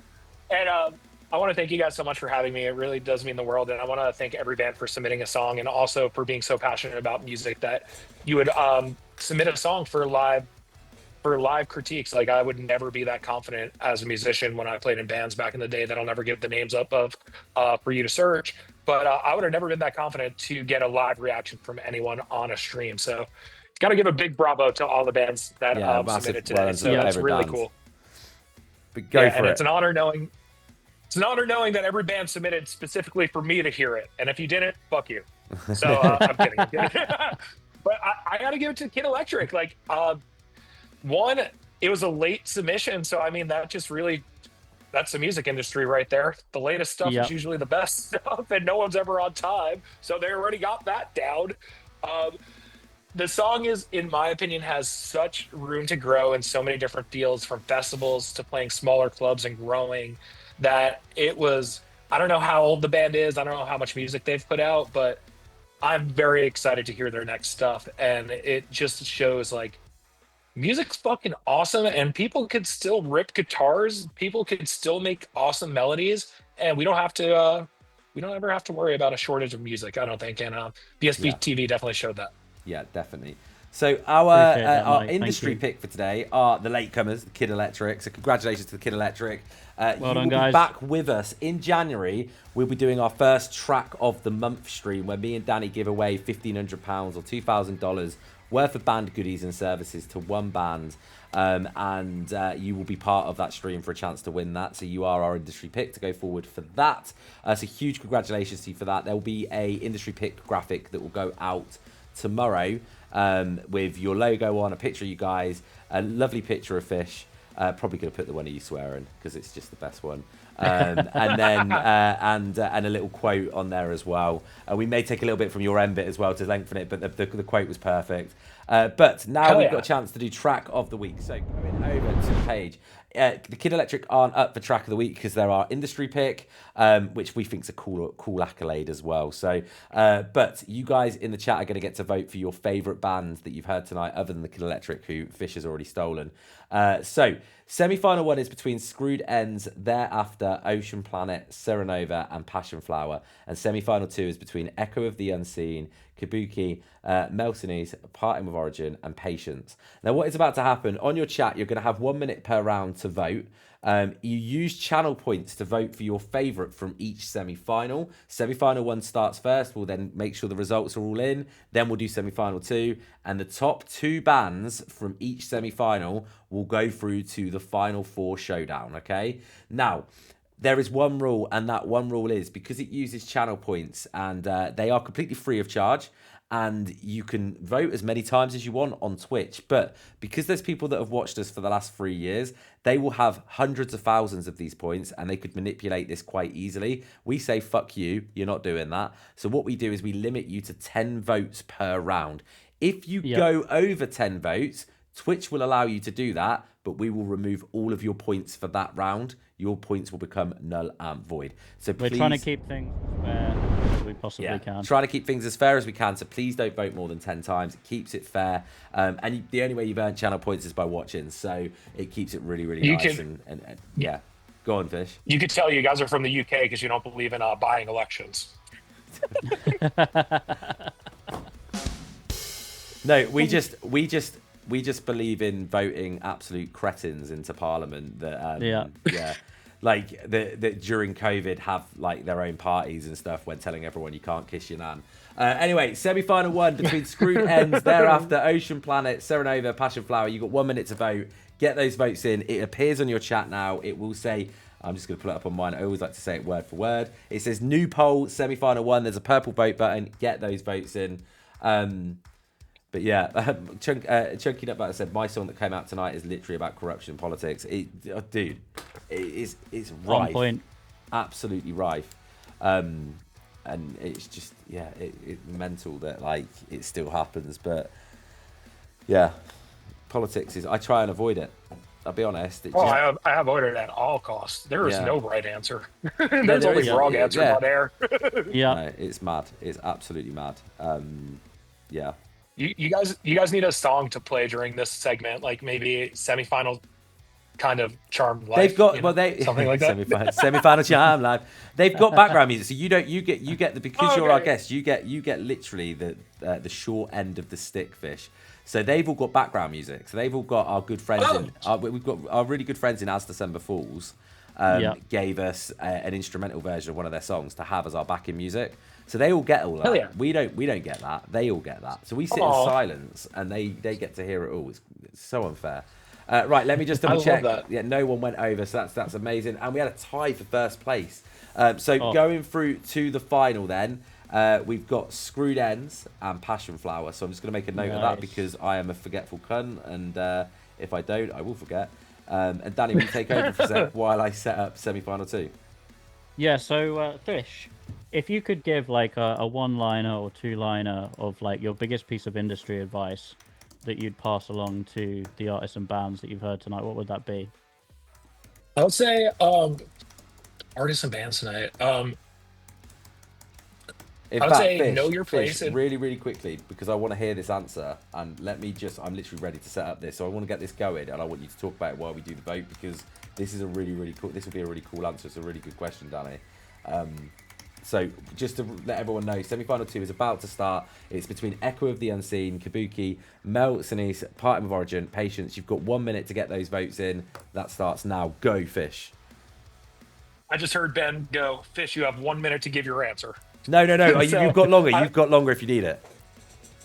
Oh, amazing. So I would say the best piece of industry advice I could give is just know your place and be passionate. No matter what you do, even if your product isn't up to the standards of the people that you're marketing to at that moment, there's other people to market it to. Yeah. And if you truly believe in something, it'll end up catching on. Just don't give up on your dream, but be realistic in the same breath. Yeah, I think that's great advice. Yeah, me too. And I think, 100%. Me too. Yeah, it's I really do. Just I will say a really good friend of mine, Larry, who's actually coming out to California in a few days to help me out with my Christmas party next week. He taught me at a very young age to know your place, and knowing your place is probably the most valuable piece of advice that I have gotten personally. Like, if you're an opening band, stay for all the other bands. Respect other bands on the bill. Yeah. Don't drink the headliner's booze unless you're offered it. Yeah. Like little things like that. Like, don't hang around too long. Means, just show everyone respect too. Yeah, 100%. I completely agree with that. Right, so I just want to confirm that hang on, that is a tie. That is a tie for second place. No, so I'm gonna put 3 bands through from the semi-final for the final because we've got space to do it. So going through to the final, we've got Kabuki, joint second place in that round on the same amount of channel points spent on that is Mel Senese and Parting with Origin. So I'm going to put both of those bands through. It's only fair, isn't it? Because, you can't have a tie on that. Definitely. So I'm just going to set up track of the week really, really quickly. I'm just trying to do it really quickly while I'm talking, but it's I'm not very good at multitasking. This is where the skill comes into it, you know? When I started my radio show, I had my friend. I wasn't making any money when I started my show on Idobi back in 2013, and just like kind of pilot episodes. I couldn't function and do both things at once: be on air, play songs, and tweet. And that's when Twitter was super active. So Yeah. I would have my friend on my phone just tweeting for me, pretending to be me. Just like everything I was thinking, he would just post, and I'm like, That's you genius. That is genius. You are so good. Shout out to Eric. He's a great school teacher now. That's what a great job as well. Childish Gabino. So you vote, but it will appear on your chat. It will say new poll, and this one will say track of the week, and you'll get to vote between Mel Senese, Parting with Origin, Kabuki, Screwed Ends, and Passionflower. As before, you're going to have 1 minute to vote, guys. Please, please, please do not vote more than 10 times, or your vote will be null and void. This band will be our track of the week, whoever comes away with this. The top 3 bands will be on a 5 bands you need to hear video that will be coming out over the weekend, along with Fish's industry pick. And in fact, no, it'll be top 4 bands because we don't have an industry pick from Monday because we did track of the month. So top 4 That's right. bands will go on to that 5 bands you need to hear video, along with the Kid Electric, because they are our industry pick. So 1 minute to vote. Get those votes in. It's starting. There we go. It's on there now. It says new poll track of the Don't week. fuck up. Don't fuck up. I think this is a tough final as well. All 5 of those bands absolutely smashed it. Can I give a shout out to some artists while people are voting? Yeah, of course you can. Go for it. And I'm not trying to swing this election at all or this voting system right now because these bands aren't on here, but I have to give a shout out to these 2 new bands that I've heard recently. I don't know how new they are. They're called Laundry Day. They're this really cool indie band. They have the song called I Kinda Like That. Literally one of my favorite songs right now. I can't get it off repeat. And then there's this band In Color also. And Headlights played, Spotify said 92 times. I think it was easily 150 times. But that was probably my favorite song of the year, Headlights by In Color. These 2 bands I could see on big festivals in the next few years. I'm going to check both of those out. And what kind of someone's gone over. vibes are each of those? Indie, like indie pop for sure. Sweet. Cool, Yeah. cool. I will say Headlights gave me the same feeling the first time I heard it as the 1975 did with Robbers. Like I was just like, Oh wow, that's high praise. Letting you it guys. was like, No, I'm just figuring out if someone did go over, because it's done what it does sometimes, where it adds an extra point onto everyone. Weirdly, looking? Fish, what it does is like you click and it goes, no, you clicked twice, even though you didn't. So I'm just doing the quick maths. Right, okay, let's go from 5th to 1st because I think I've got it. So in 5th place we had Parting with Origin. 4th place we had Mel Senese. 3rd place. This was so fucking tight, it's absolutely unreal. 3rd place, we had Screwed Ends. Hang on.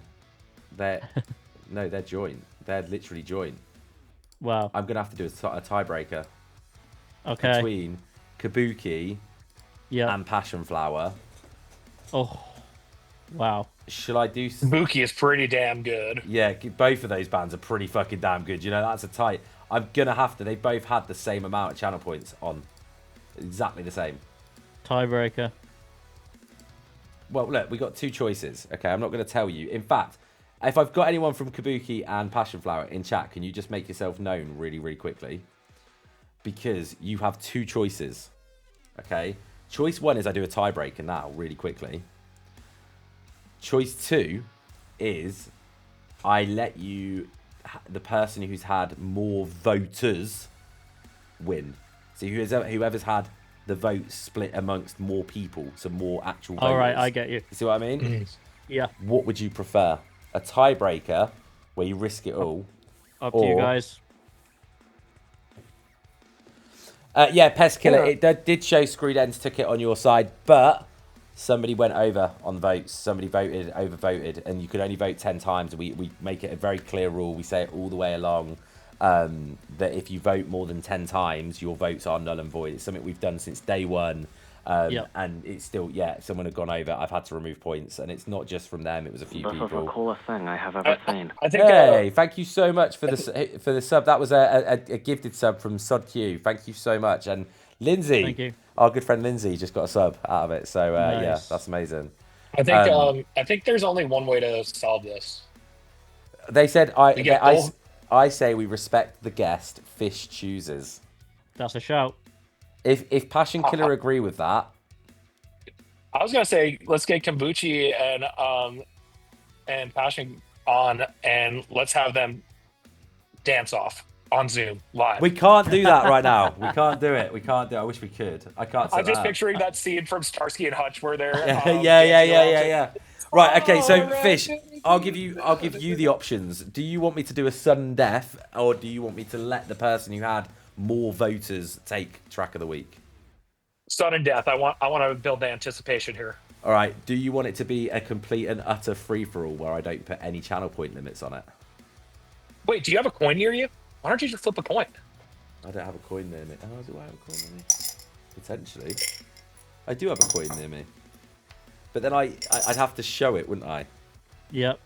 You want to flip a coin? I don't know if I have a coin, actually. I've got a coin. I'll guitar flip. pick. I can move camera and show you guys as well, so we can show you. But here's a coin. So Passionflower or Kabuki, whoever says heads or tails first could be heads, whichever they pick. Okay, whoever says it in chat first, go. Put it in there. Right. All right, we've got Kabuki or tails, Passionflower or heads. This is the first time we've ever done a heads or tails coin flip on BSB. This is crazy. Crazy. And I will show you. I'm not going to move anything. So glad he's wearing pants. It is heads. Heads are the winner. Well done. Look at that. So that means Passionflower have won this is crazy. Have won our track of the week based purely on a coin flip. But I tell you what we will do, okay? Because of the fact that it was a tie, both bands will go forward to track of the month, okay, as a makeup for that. Let's go. Yeah. So both bands have a chance on track of the month in January to walk away with that prize worth over £1,500 or $2,000 worth of band goodies and services. Oh yeah. But huge congratulations to Passionflower. Commiserations on a coin flip, Kabuki. Don't go down the casino anytime soon. That's all I'm gonna say. Okay. Hey, I think the coin flip was definitely the best option because they were both a great song. So either way, they were both winners. Yeah, exactly. Me and Danny are back, as we say, Monday. We've got Trevor Swenson and Shandan Haran joining us. And then we aren't streaming next Thursday. Thursday, I coach a kids' soccer team, which my son plays for, and I've got to take them all bowling. So we're moving stream to Friday next week instead of Thursday, and we're bringing along Summerfest to make it up to you guys. But you all have a great weekend. Fish, is there anyone you want to shout out before we let you go? I want to shout out everyone who listened, and I want to shout out Ben and Danny. Thank you guys, and Chris. Thank you guys so much for having me on the show. This was awesome to do. Fucking Chris. Hey, Chris. Yeah, that's for trying to censor me, you ass. And Sierra Lyman. I got to give a big shout out to Sierra Lyman. Yeah, Sierra's an absolute legend. Sarah, big we love shout you. out You to can Sierra. have the love art of the stream. There we go. Right, have a great weekend, guys. We'll see you next week. Peace. Cheers, guys.